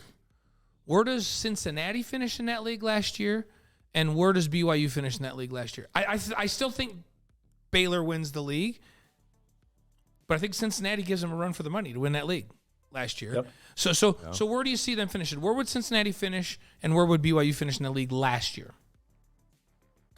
I think Cincinnati finishes second and maybe even wins the league. They were very good. They were a top 3 team. I think BYU proved that they over time was, when they were healthy, they were a top 12 team. And I think they would have been a top 4 team in the Big 12 last year at the peak of when they were healthy. Mm-hmm. No question. Yeah. There you go. Yeah, I agree. And they would have loved to have played Texas. And they love playing Texas. Yeah, they just love to play Texas. At some point, we're going to have Sarkisian back here in Provo. That'll be kind of cool because Steve is. He wasn't here very long, but he was the part of the Cotton Bowl championship team, and then he's had his troubles and he's had his successes, and now he's got this huge job with expectations that are so beyond what's realistic. But it'd be nice to have him back. Yeah, Steve, he's got his hands full there because the culture at the University of Texas football program has been bad. Mm-hmm. They're entitled 4-star, 5-star athletes that come in and I don't know how hard they work, but they can go anywhere in town and get a meal. They can go to the bars and get what they want. They've been entitled, they've been spoiled. And Steve has had to come in and try to change that. It's been hard. It's been, as you look at what happened to him, it's an uphill battle with them. Yeah. Like it was for Southern Cal the last 4 or 5 years, right? Right, Blaine? Yeah, They have really struggled with that entitlement issue. Because they're like the word we all use is soft. USC soft. Yes. Which USC back in the day, not only did they have all those skills, but they had attack dogs at every other position, right? They were a tough blue collar physical program under Pete Carroll that turned into a program where you go, USC soft, and BYU beat the heck out of them at the line of scrimmage. Yep. And then in terms of coverage, they surprised them by dropping 8, which nobody had done to them, and then beat them up at the line of scrimmage, so they couldn't run the ball. And that's not supposed to happen at USC, but they were soft. So I always trying thought to change that. USC will never be back to a national power until they return to running the football, but then they hired a coach that's not interested in running the football. They're going to just throw it all over the place, and they're getting recruits. And the Pac-12 needs USC to be a national story, or they are easily dismissed. As a kid that grew up in New York, Final Four. Nobody cares what anybody other than USC and Oregon do in that league. Nobody cares back east. Yeah. So, Dick, do we need to send your brother a fruit basket for allowing you to commandeer his home? Well, I'll tell you this, Dick. Dave and I owe you a round of golf at the country club. Yeah, you need to come out with us. Tell your brother when we said 15 minutes, what we meant was an hour. But hey, your credibility helps this show, and we're just glad to have some time with you. Well, thanks. You guys are my favorite people in the world. It's always fun to eat the pregame meal with you and see you guys going through your notes and just trading a couple of thoughts here and there. You guys are the greatest. Good luck with your podcast, your program, your Twitch, everything you do. Hopefully it turns to gold because you guys are golden. Thank you. Thank you, Dick. All right. Hey, we'll see you in the morning. Get some rest. We got a long day tomorrow. See you tomorrow. All right, fellas. Thank you. The great Dick Harmon from the Deseret News. You can read all of his stuff at deseret.com. And he has been covering the Cougars longer than any media person in the state of Utah or the other 49 states in the country. And he's trusted. Ute fans don't really like him. That means he's doing a good job being a BYU columnist because that means he's doing great. He writes to his audience. He knows his audience and writes to them. And we'll look forward to his coverage tomorrow. And he's always right on the money with his analysis and all that. Does a great job. He's a friend of our dad's and all that stuff, and so that's awesome. Let's talk about a couple of more football things, and then we'll move to some hoops here in the last 40 minutes of our show. And please keep those messages coming on our live stream. And if you're wondering how to get a message to us, hit the little purple button on your screen there. That'll take you to Twitch, and then you can sign up for free with an account from Twitch, and then all of a sudden you're saying, "Hey, Blaine, I got a question," and boom. And we're seeing your stuff come through. I realized that Dr. Catch 1000 did say. He said last year BYU not have done that great in the Big 12, maybe somewhere in the middle. Yeah. And Dick said if they would have stayed healthy, because when they were healthy, he felt like they were a top 4 team. I agree with that.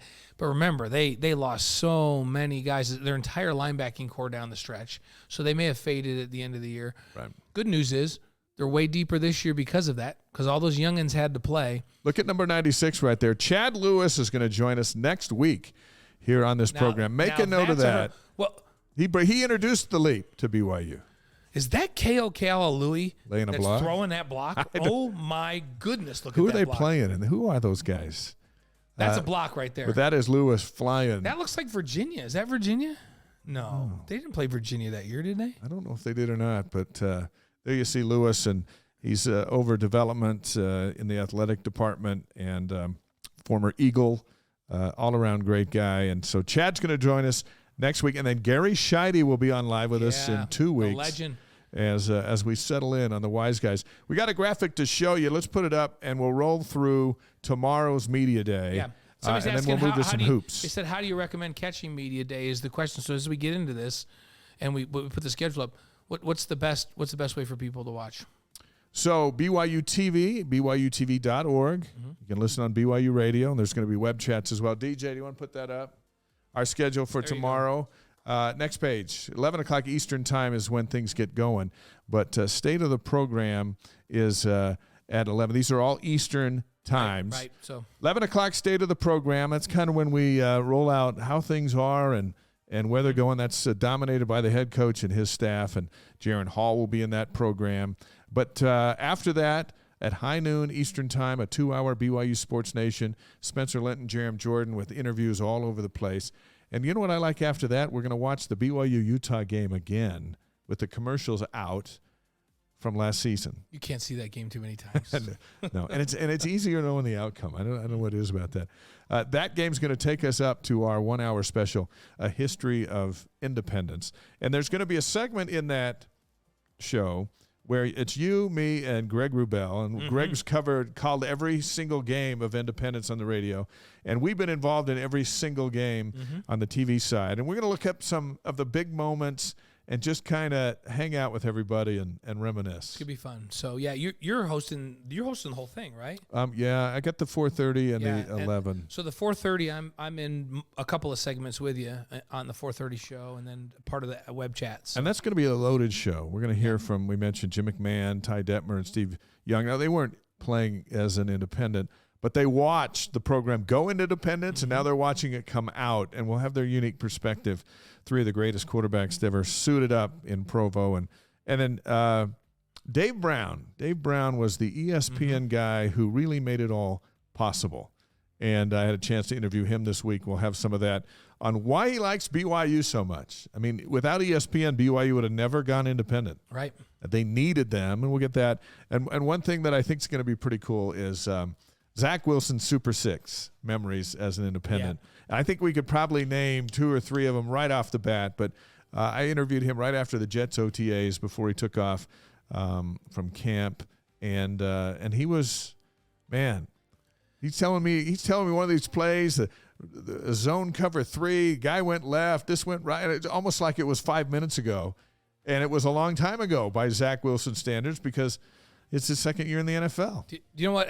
When I think about Zach, I can't think about Zach without going back to the bowl game his sophomore year. Remember, he left after his junior year. Yeah. Which Michigan was it? It's a directional. Western? Eastern? Western. Yeah. Was it northeastern? There's Western, a lot of directionals. Southern? Northern. The perfect game in the Potato Bowl? Where it took me back another number of years to Steve Sarkisian's Fresno State game, right. His last game of his junior year. What was he, 31 of 34? Yeah, he like started off that? and I thought, oh man, it's like I visually saw a light bulb go on over Sark's head, and I thought, okay, he just got it. Like he gets this. The game just completely slowed down for him, and he's ridiculous right now, and he's going to be unbelievable next year. And then next year was 96. In that Western Michigan game, I saw the same light bulb that came on over Sark's head over Zach's, and I went, oh, man. He just figured this thing out. Yeah. Like, he's got this. That game just went down to 33 RPMs for him. He's going to be really good next year. And he was. And here's the interesting thing. Jaron Hall, I didn't see one of those moments last year because he kind of started out the season solid. Yeah. He wasn't turning the ball over. I was like, whoa. He only had 5 picks all year. So Jaron's happened in the offseason last year, and he came ready to play. So he's got a whole season under his belt. And so I'm saying the same thing. I'm going, oh, man, Jaron Hall is going to have a season this year. So I'm high expectations for Jaron. For the love, would you point out that Barbie right there we've got just hanging out on the microphone? Right here. That gets more attention than just about anything we do on this show. Maybe each week we'll move her around to different spots, and you got to like, where's Waldo? It's like, where's the Barbie cheerleader? Dr. Catch asked if we do a watch party for the Utah rebroadcast tomorrow. We can't because we're working all the shows tomorrow. Awesome. That's a great idea for the future. That is a good idea for the future, though. And we do have watch parties coming up. Check our calendar. It's good to. Hey, Chaplain Brett, where have you been all show? Like, this is the first I've heard from you. Just had stuff going on. So, and this is a great BYU Barbie here.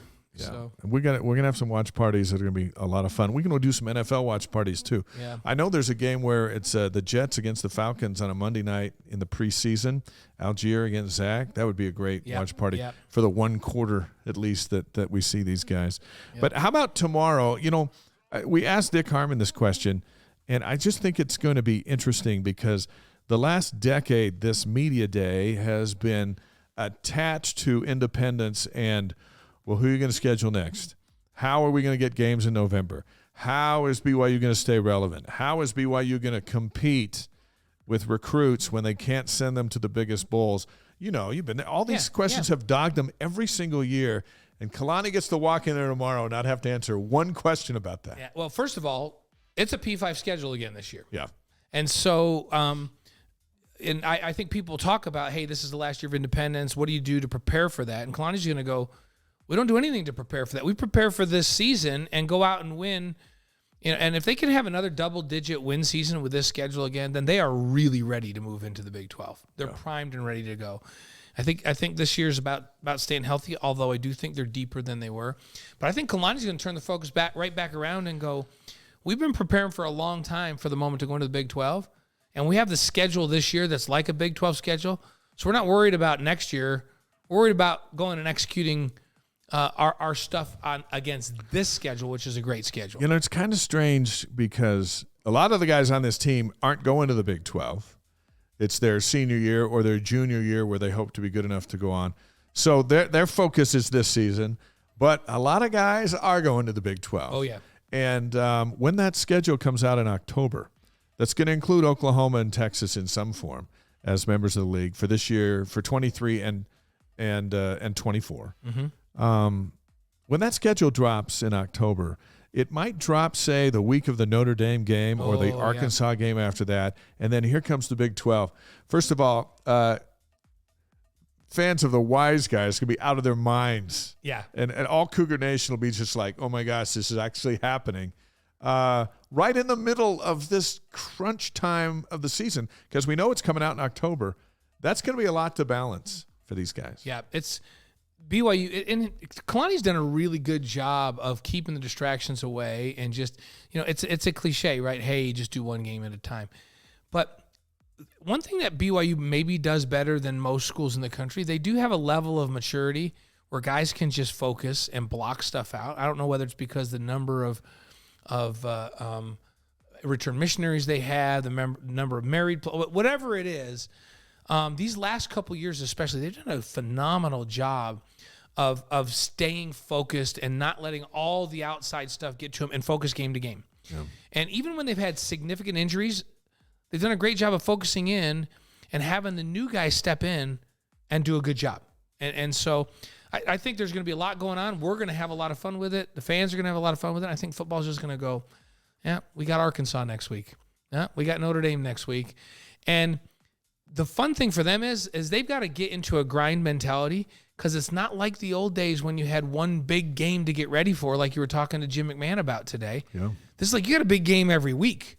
So you better be businesslike and take care of your stuff every single week. You can't get too high for Notre Dame because you got Arkansas and you got Oregon and you got and Boise State on the road. And Utah State, who's going to be really good. Like, it's just, there's no time to look ahead or look back. You've got to focus each game. So, hey, I have to point this out though. All right. So, I called out Chaplain Brett because he's always on, right, and he's always contributing, and I say, where have you been? This is the first time I heard from you.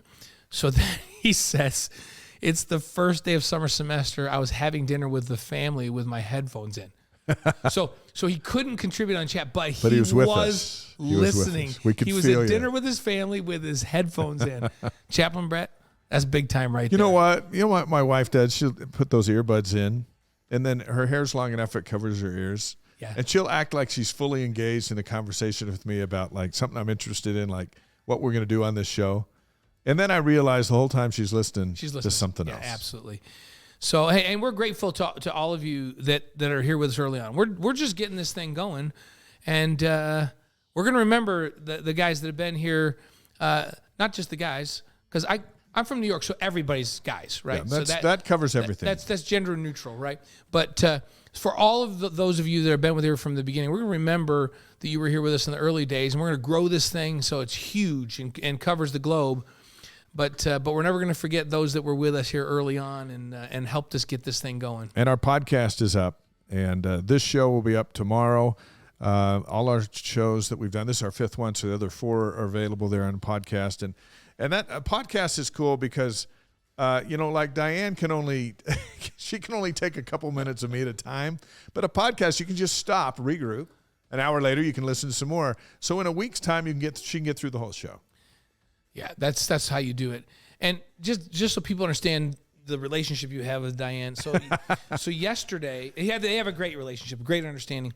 Yesterday I was supposed to have a dinner meeting at 6:00, and I found out that just before that I didn't have the dinner meeting. And so I called Dave at 5:45. And I was at BYU TV And writing some stuff for tomorrow. And I said, Dave, I was supposed to have a dinner meeting tonight, but now I don't. And Brenda's gone. So at the zoo. She was at the zoo with the kids. Right. I said, if we can get down to the country club in the next 15 minutes, they can get us out and we can go play. And what did I say? He didn't even hesitate. I said, I'll He meet was you like, there. I'll meet you there. And he beat me to the club. I'm like, what did you tell Diane? He says, I called her and I just said, hey, Blaine wants to play golf. And she said, yeah, you should. She knew we needed some time. It's like we don't have enough time together. She knew we needed some Our time. wives are angels that let us get away with that. They are. And we were going to live stream the golf, but we couldn't figure it out. But Jack showed us how to do that. So next time we're on the 18th hole, we may just pop on with the wise guys. And our guys are saying they want finish. Founders T-shirts limited edition. That's a great idea. Yeah. Founders T-shirts limited edition. So we'll have to put our heads together on that one. Let's talk some hoops for a couple minutes. There's a lot of things going on with basketball, and I know everyone's usually after football questions we get. So what's going on with Pope? What's going on with the team? Since we were last together, BYU landed a guard from Arkansas in the portal, Jackson Robinson, 6'6", 185 pounds. He went into the portal after one season with the Razorbacks, played his first year at A&M, former four-star shooting guard coming out of high school. I had a chance to meet him on his BYU TV tour and his family. And sharp young guy, still looking for an opportunity. He didn't get the minutes at A&M, and he didn't get them at Arkansas. Those are two pretty good basketball programs, and BYU's got a spot for him. And interestingly, two SEC schools to start with. And SEC is a really good basketball conference.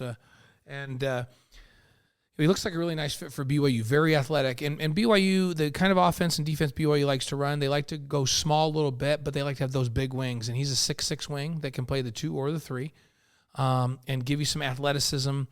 He can handle the ball, finish at the rim, shoot. So he's a nice addition. They have multiple guys like that now, which is good. Still need a big guy. But and we've met some of the big guys on campus. We can't say their names until they're official, like Jackson is. But before it's all said and done, I will not be surprised, and maybe it's not until July that we hear some news coming out of there that they signed a 6'9", 6'10", 6'11" guy, because we've seen some of those guys on campus. And this Robinson kid's going to have 3 years of eligibility, which is nice. So they think about it. He transfers in, and they recruit him thinking this is a guy that can play in the Big 12. So that's why he's going to be there. And certainly a 4-star shooting guard coming out, so play the 2 coming out of high school, highly rated, really nice skill set. And sometimes it's getting them an opportunity to play, and it's also putting them in a situation where they're comfortable with what the kind of offense is being run and all of that. And those are all the discussions they have. So he's coming to BYU, and he's going to be a nice addition along with the others that they've recently signed. Basketball guru Jeff Goodman tweeted out that Robinson's, quote, a nice addition for Mark Pope and the Cougars. And remember, they got a commitment from Braden Moore, the 6'8" power forward. So that's a freshman. That's going to be a freshman coming in that I think we'll see some. Remember, he had offers. I'm not just recruit offers from Kansas, Wisconsin, Nebraska, Arizona State, Houston, San Diego State, and Auburn. So that's a big time recruit. So you got a little bit of size there. I still think they need a veteran big if they add that to the roster. Then I'm feeling really good about it. You add that to Spencer Johnson, who I think will take a big step forward. Fus Traore, Atiki Ali-Atiki, Trevin Nell, who I think is going to be a great shooter. He's got to be. He's got to be. Trey Stewart is a guy that I think he's going to take a huge step forward. Last year was a kind of get back and get it going year, and this year you're going to see his athleticism on the guard line. And Gideon George, who we weren't really sure about, but now we're sure about, is going to be back. I kind of like that. But I would like to see a third big guy to go with Fus and with the Tiki. Maybe a guy that can go out at maybe 6'9", 6'10", that can force teams to go out and defend the perimeter, that can also go out and defend the perimeter. If not, we're going to be a running and gunning squad of a bunch of 6'8" guys. Looking for some size. If they don't find it, then they play aggressive and press and do some other things, right? As for the schedule, Mark Pope reminded us this past week that BYU is going to the Bahamas over Thanksgiving, and a lot of folks – it might have slipped their mind with everything else, but they're going to go to Paradise Island in the battle for Atlantis. But listen to these teams: Kansas, Butler, North Carolina State, Wisconsin, Tennessee, Dayton, and USC. They're going to play 3 of those. And when we're talking about, hey, what are you going to do for strength in the schedule? He goes, we're going to the Bahamas, and it's not a vacation. Absolutely. And not. Kansas may be number one at the time. We know Gonzaga is going to be right there throughout the year, but and you got the Big 12 and the Big 10 and the Atlantic 10 and the SEC and the Pac-12, yeah, all represented there. And and don't sleep on Dayton. right. You know, they don't have. That's going to be tough to get. They don't have to get a Opie, win. They don't have Opie Toppin like they did a couple years ago. I still think, and I mentioned this before, Dayton was the biggest loser because of COVID. Yeah. Because they had, and then remember that year I covered that league for NBC. I remember BYU was going to be really good. BYU was really good that year, and I think that they lost in a big way. But Dayton had first-team All-American and National Player of the Year candidate Obi Toppin. Right. And then they had Jalen Crutcher at guard, another NBA guy. Dayton doesn't get two NBA guys. And they were winning the Atlantic 10, and they were going to be a number 1 seed. And I thought they had a legit shot at winning a national championship or playing in a Final Four. And that doesn't happen very often at Dayton. And you think, oh, you know, the pandemic hurt a lot. Nobody hurt worse than Dayton by the pandemic. So that's a good program. And when you look at that, you think, oh, Dayton's probably the worst. No, they're good. There's no easy games in that thing. No, and I think BYU would be the underdog in that field. Yeah, they probably would. Against all those guys. Idaho State last night rolled out their schedule, and by doing that, announced BYU's home opener. Right. The Bengals and Colby Lee will come to Provo on Monday, November 7th, and open up the season. So that's how the Cougars will go, and that'll be on BYU TV for sure. And so we'll look forward to seeing Colby back and getting basketball started. It seems like earlier and earlier every year, because there'll be some exhibition games too that we'll show. But November 7th, we still have a whole month of football games. Yeah, that's that month of November and December, early December for you and I. November, that's our crazy month, right? That's when you and I are doing football on Saturdays and basketball. Our crossover season, when it just seems like we're doing games. And then you throw in Thanksgiving. Yep. It's just a wonderful time. So my question is, so if we go and we originate the show from Atlantis in the Bahamas, we do a live stream from there, then can we write off that trip? It seems like we should be able to, but we'll have Jack, to get. what do you think? Can we write off? Can we take our whole crew right here on the road? We'll write the whole thing off. Absolutely. And I feel like anybody that comes with us, as long as they participate, they could probably write off the trip. You got a lot of great ideas tonight. I think that's great. Somehow we'd have to get back for countdown before the Stanford game. Yeah, we could do that on that Saturday night, but I think we could work it all in. We can make it all work. So also on that basketball schedule, Creighton in Las Vegas. Creighton's top 5. They keep adding guys. San Diego State on the road. Right. If we're talking about the last blast before the Big 12.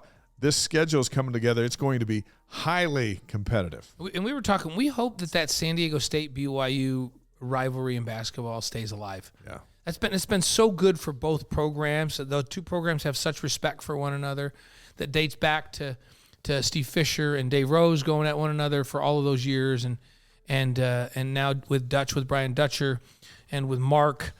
Just so much respect there, and two good programs. That it's not a bad game, win or lose. It's not a bad game for your strength of schedule. I hope that one stays on BYU's schedule as much as they can get it. That's a great rivalry. One of the stories that got on our radar this week out of Provo is the Cougar Tail. Yes, is the top-selling concession. And I read in the Deseret News, the Cougar Tail, that 16-inch maple bar, the number one selling concession in nationwide collegiate concessions. They sell on average 5,000 every football game. That's crazy. And if you stack that up in the article, as it pointed out, it'd be taller than 6 Eiffel Towers. That's a lot of Cougar Tails. And it's trademarked. So, another school can't just go, hey, we're going to do Cougar Tails. So my question is, do you guys eat a whole Cougar Tail? I don't even like the Cougar. Put chocolate on there instead of maple, and you got me in. But I'm not going there. I'm not going there for maple. I don't know if you remember when we were doing promotional shoot. I had a piece where I had to take a bite out of a Cougar Tail. Yeah. And I was getting it right, but everybody else in the thing wasn't getting it right. So we had to do about 20 takes. By the time I took my 20th bite of that thing, I couldn't do it anymore. It's too much. Remember Bowlesby came to town to take his tour of BYU, and we asked him about the Cougar Tail that he was served up the night before. We were on BYU Sports Nation. Mm-hmm. He goes, yeah, halfway through, and I was done. Yeah, it's a lot. He couldn't go. But number one How about that idea? Let's get a 16-inch thing, slap some maple on it, call it a cougar tail. It's number one in the country. Number one in the country. Yep. And I've never had one, and I'm never going to eat one. $5,000 a game. Yeah. I think 5,000 cougar tails could feed 60,000 people. I'm not saying I'm against eating a 16-inch donut. I'm just saying I'm not going to eat it with maple on it. Cosmo in the Park, that's been pretty popular. Cosmo's going to be at Harvey Park over in Cedar Hills, Utah, tomorrow morning, Wednesday, from 10 to 11.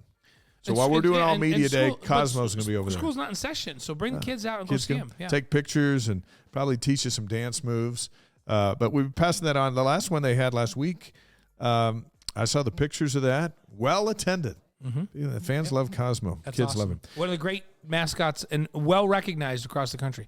Ever since that dance thing with the Cougarettes, very popular. Here's something that you could do where I would not. The national anthem opening auditions.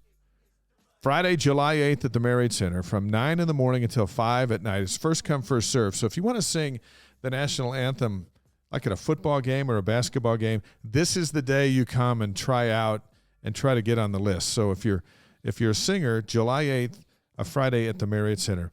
That national anthem is a death wish for a singer because we all know the words. So if you miss one, you're on YouTube having missed one or two. Everybody knows what the notes are supposed to be. And it's a hard song to sing. Yeah. Greatest ever? Whitney Houston, Tampa Bay Super Bowl. Yeah, and was that recorded? No. Was that recorded before? That was live, and she killed it. I don't want to ruin it, but I'm just saying she did kill it. But I cringe when you're on social media and someone says national anthem and you just know it's on there because it went terribly wrong. And then you watch it because you have to. And then you just go, who would sign up for this? I know it's not an easy thing. A lot of people do. But Whitney Houston's rendition, Fergie at the NBA Finals, is that you, Jack, or is that you, DJ? That's DJ. DJ, come on. DJ, our disc jockey, is saying Fergie at the NBA Finals. She didn't even hit a single note right. It was her own version. The beauty of Whitney Houston's was that she kept it simple and didn't do a bunch of crazy runs and just nailed it. Yeah. And then the fighter jets flew over right at the right time. Spectacular. And it was unbelievable. And then they made a recording of it, and it sold. Like, it went platinum. Here's the thing about those fighter jets and the national anthem. Fergie at the NBA Finals. Come on. Like at Stadium of Fire, the person singing the anthem, and I believe it's Marie Osmond this year, which would be awesome. Yeah. Anyway, she or he's got to finish on time because the Jets are coming. The Jets aren't going to wait. They're just coming. And if you're singing slow, the Jets are going to come over midway through your song. But you want it to be, you're done, Jets come, because then the whole stadium lights up with fireworks. But that's a precision thing. It's a lot of pressure. It's like you don't have a live band, so you have a click track, so you know exactly how long. Yeah. This, like, Marie's going to sing it live, but the accompaniment is recorded, so you know it's exactly, however, 3 minutes and 37 seconds. Do you remember one year, I think the Attorney General was giving the prayer, and he took too long, and they cut his mic. You got to do that. They ended it because it's like, dude, the Jets are coming.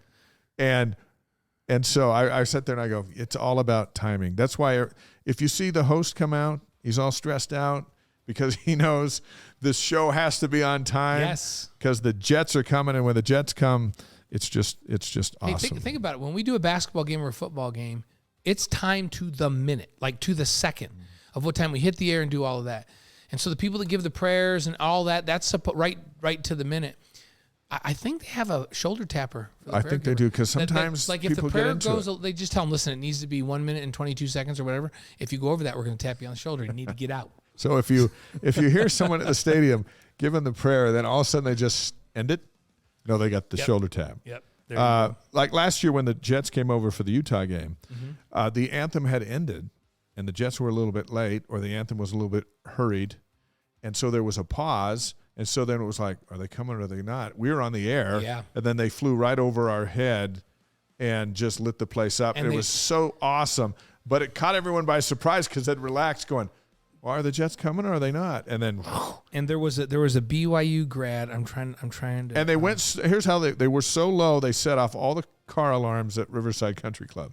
That's when you know the Jets have buzzed the stadium. So Clark Haymond, F-15 pilot out of Hill Air Force Base, a BYU grad, flew with that group that came over. They came in for the Utah hot. game, and I said to him, "Is there like a hard deck that you're not supposed to go below? Because it seemed like you went below that." And he goes, "I refuse to answer that question." That's why we don't even bring it up. They came, but Heyman Clark. So there you go. BYU grad was leading that group up, and flew those jets over the University of Utah. Sorry about that. My wife's a Canadian. I'd be banned from the house if I didn't like maple. Oh yeah, in reference to those there's a cougar big tails. discussion going on the chat about maple and what a good flavoring it is. I just and, like and chocolate. you prefer chocolate. I just but- don't like that. So- BYU MC auditions. This is for on-court talent, like during timeouts when you come give stuff out, whether it's on the field or on the court. That's underway too. So send those inquiries to sportsmarketing@byu.edu.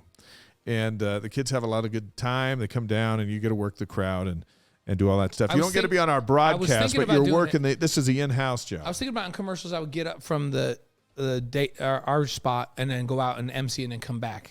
Yeah. A lot of times, we're on when that's going on. How does it pay? That's my question. I don't know, but you should get on to sportsmarketing@byu.edu and find out. And the kids that do it have a great time. Have fun with that. So that's some of the buzz that's going on. Stanley Cup Finals. Tampa Bay won a game, so it's 2-1. Game 4 is tomorrow at is it game? Yeah, it's tomorrow night Who at do you 6. have? You have Colorado. The Avalanche, Colorado's probably. Or do you have Tampa Bay? I kind of wanted the Rangers, and Tampa Bay eliminated them. I think that's a pretty much of a toss-up. Okay. And the Knights aren't in it, so. I'm just going Colorado because they're close. Chad Lewis is going to be here next week. Not only is he a former All-American tight end, he's also the Associate Athletic Director over Development, including the Cougar Club. So get your questions ready about tickets and why you'd want to be in the Cougar Club, what benefits come. We're going to talk about the Eagles. We're going to talk about the Flying Leaps that he introduced as a player, and Chad, whatever else you want Chad to talk about, that's next week. Is my memory, Chad caught the game-winning touchdown in the NFC Championship game and broke his foot. He caught 2 touchdowns in that game, Right. and the second one is the one where he tore it was a Liz Frank, Yeah, and wasn't able to play in the and Super then Bowl. missed the Super Bowl. And he got him there, and then he didn't get to play. And so we'll talk about that high point in his That's too bad in his career. And Chad, some people, you talk about, man, when they come into the room, they just suck all the energy out of the room. Chad Lewis is a guy that when he comes into the room, He brings it. He brings energy. He injects energy into the room. He'll be here next week. We're so excited to have Chad join us. And we'd love for you to ask questions. So hit that purple thing at your bottom of your screen. Sign up for a Twitch account, which is free, and then you can stream with us wherever you're at on the planet. And Chad Lewis, and then 2 weeks from tonight, the great Gary Scheide, the man who started it all, will be with us. He's fishing in Minnesota, and we'll have some pictures. He sent me pictures of the fish are bigger than I am. Yeah. That they're pulling in. I don't know if it's photoshopped. I don't know if they're real fish. No, those are real. But we're going to show them, and it'll be more than a fish story with Gary Scheide in a couple of weeks. We were talking to Giff Nielsen last night, Elder Nielsen. Do we call him Giff Nielsen or Elder Nielsen? Well, I was talking to him, and I said, sometimes I call you Giff because I went to a fireside when I was like 10, and you were the BYU quarterback, so then you became Giff. But, when we have ties on, that's Elder Nielsen. So that's the question. So Giff and I have been friends for a long, long time. When I see him, I call him Giff, and then I think, oh, should I be calling him Elder Nielsen? Like, what about Vi? Like, Vi and I are old buddies. So I call Vi Elder Sikahema. I'm not sure what I'm supposed to do. I think Vi texted me the other day going, I want to go to lunch with you and Blaine. And we're like, you can slum with us anytime. Yes. It's not our street cred that's being affected. No, he gets it. We bring him It's way you. down when he goes to lunch with us. A couple other notes we skipped through on football, and then we're going to do this day in history. We got Yep. 10 minutes left in the show. I got a question for you. Okay. Cole Hagan, Yeah, the older brother of four-star recruit Cody Cody's Hagan, brother, right? transferring to BYU as a preferred walk-on from Yale. He's trading one Y logo Quarterback. for the other one. He broke the news. Cody actually broke the news to Ben Criddle on his radio show here locally. So Cole finished his church mission, decided BYU was a place for him. He's 6'2", 180. When he was over at Corner Canyon, I don't even remember it. Yeah. He went 28-0, won 2 state titles, threw for over 7,000 yards and 80 touchdowns, and he ran for 20 the state Gatorade Player of the Year, hardly recruited by anybody. Harvard, Yale, Utah Tech, and Weber State. That's it. So now he comes to BYU. Is that a big deal? I think it's a good deal. And we'll see how much his arm strength and all that has developed as he's matured a little bit. But 6'2", that's right there around with Finnegan and the fact Conover. that he had opportunities at Harvard and Yale, you can't get into those places unless you're brilliant, right? Yeah. And they have some pretty high level quarterback play in that league. He had a tremendous amount of success in high school, and we were talking to Gifford Nielsen about depth last night, and I finally feel like BYU's back where they need to be. And so you add him to that quarterback room. He's going to challenge people intellectually. There'll be Finnegan in there and Conover, because Hagan's going to gray shirt, enroll in the fall, join the team in January, and then he's got 4 years. Right. And if Hall were to leave, then there's at least 3 guys and whoever else they have. And he'll push those. I love that quarterback room right there with those 3. I feel like with those 3, they're going to find a guy that can step in if Hall leaves after this next year, that can continue the level of excellence that they're becoming accustomed to. And I kind of love it. I love the fact that I'm feeling like the old days at BYU, where you know what, they're so good up front. They've got great receivers. The concepts are great. Aaron Roderick is calling the plays. They're giving people opportunities. And if you get the ball out at the right time in the right spot, and you read defenses and take what the defenses gives, you can have success here. And these guys that they're recruiting have great arms.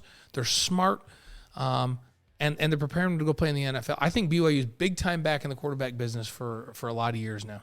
Cody Hagan, 4-star recruit at receiver. He's going to serve his mission to San Bernardino, California, and then enroll in school. We'll see him during BYU's second season in the Big 12.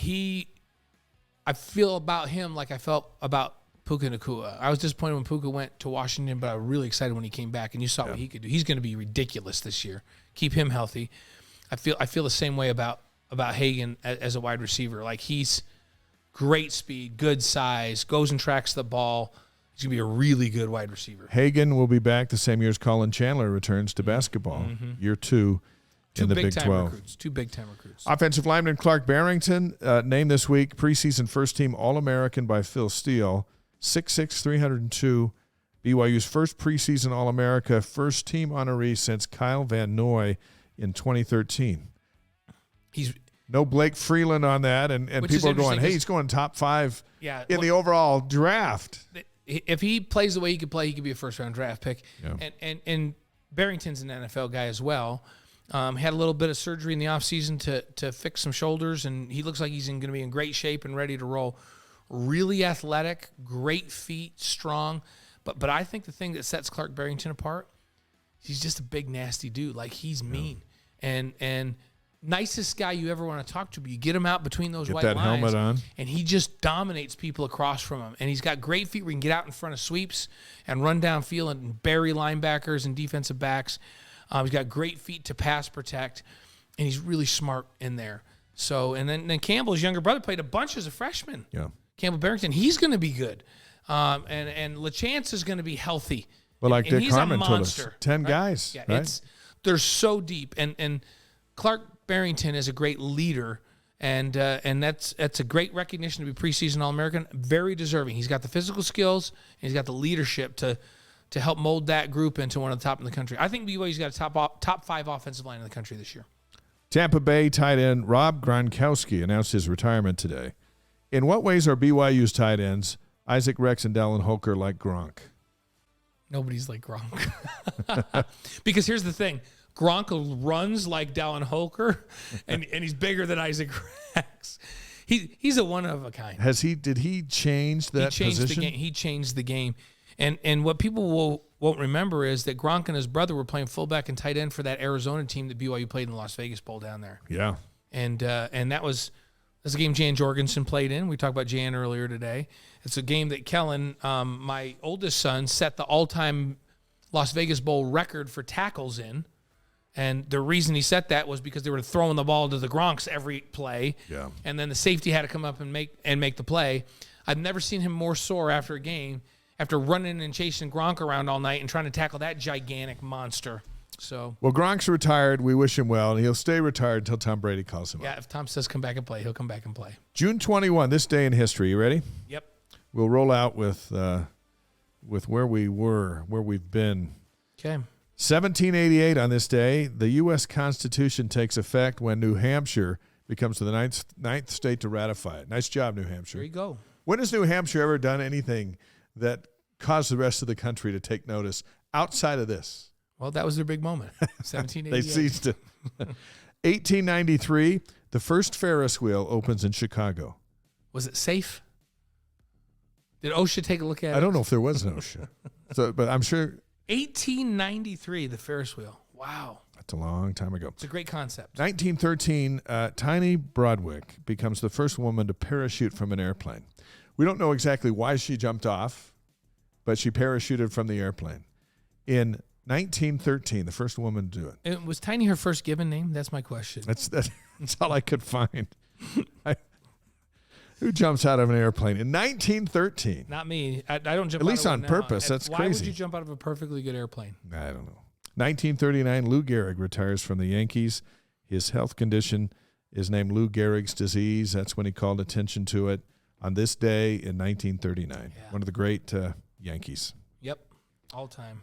1984, Columbia Records unveils its first phonograph on vinyl. What? That sounds like it'd be like 1954, not 1984. Why does it say 84? 84? Because my receptionist who typed this, actually I typed it. I think it's 1954. You're your own receptionist? By the way, we don't call them that anymore. They're admin assistants. When it's yourself, you can call yourself a receptionist. Okay, okay. You're your own Because I'm not receptionist. gonna. You're your own receptionist. I'm not gonna go to my own HR and Okay. complain about it. It's Okay. just me. That changed music. You know, Yeah. people start buying records. And I know I think it was 54 on that one. Sorry about that. Number one song on this day, 1966, Paperback Writer by the Beatles. The number one movie on this day in 1980. Oh, yeah. That's when we found Empire out Strikes that Back. Yeah. Was Luke? Vader was Luke's Vader father. was Luke's dad. Yeah. In 80, we found that out. And I watched that the other day, and that scene, as revealing as it was at the time, was so stupid. It's just like, first of all, Vader's acting his thing, and Luke Hamill, I think he's not my favorite actor in that role.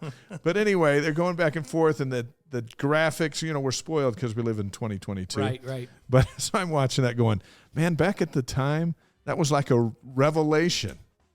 No, Luke, I am your father.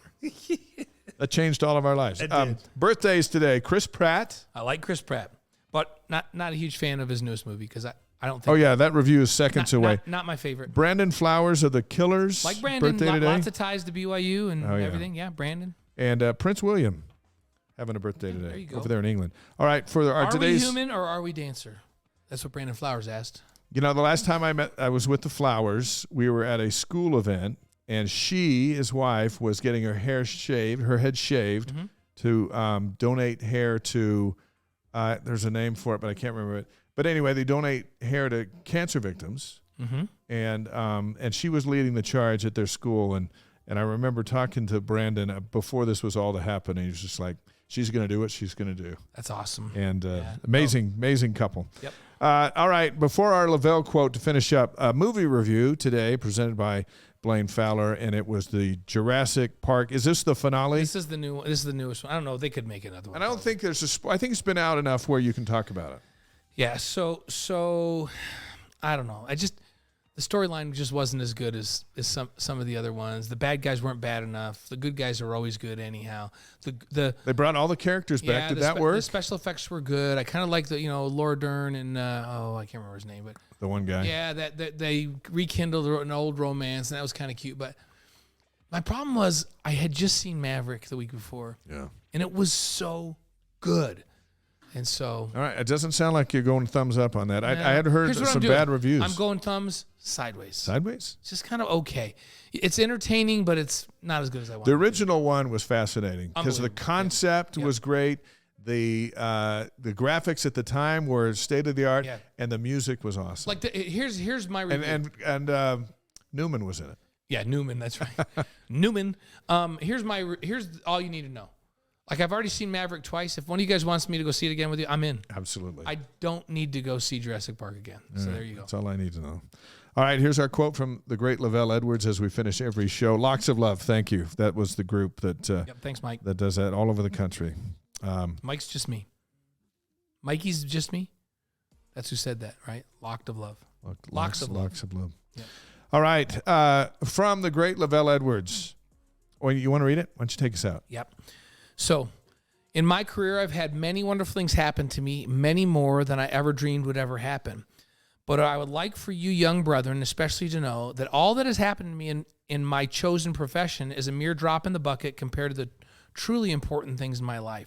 The testimony of the gospel of Jesus Christ that I have, along with my wife and my family, are my most important possessions. The great Lavelle Edwards, whose name is on the stadium.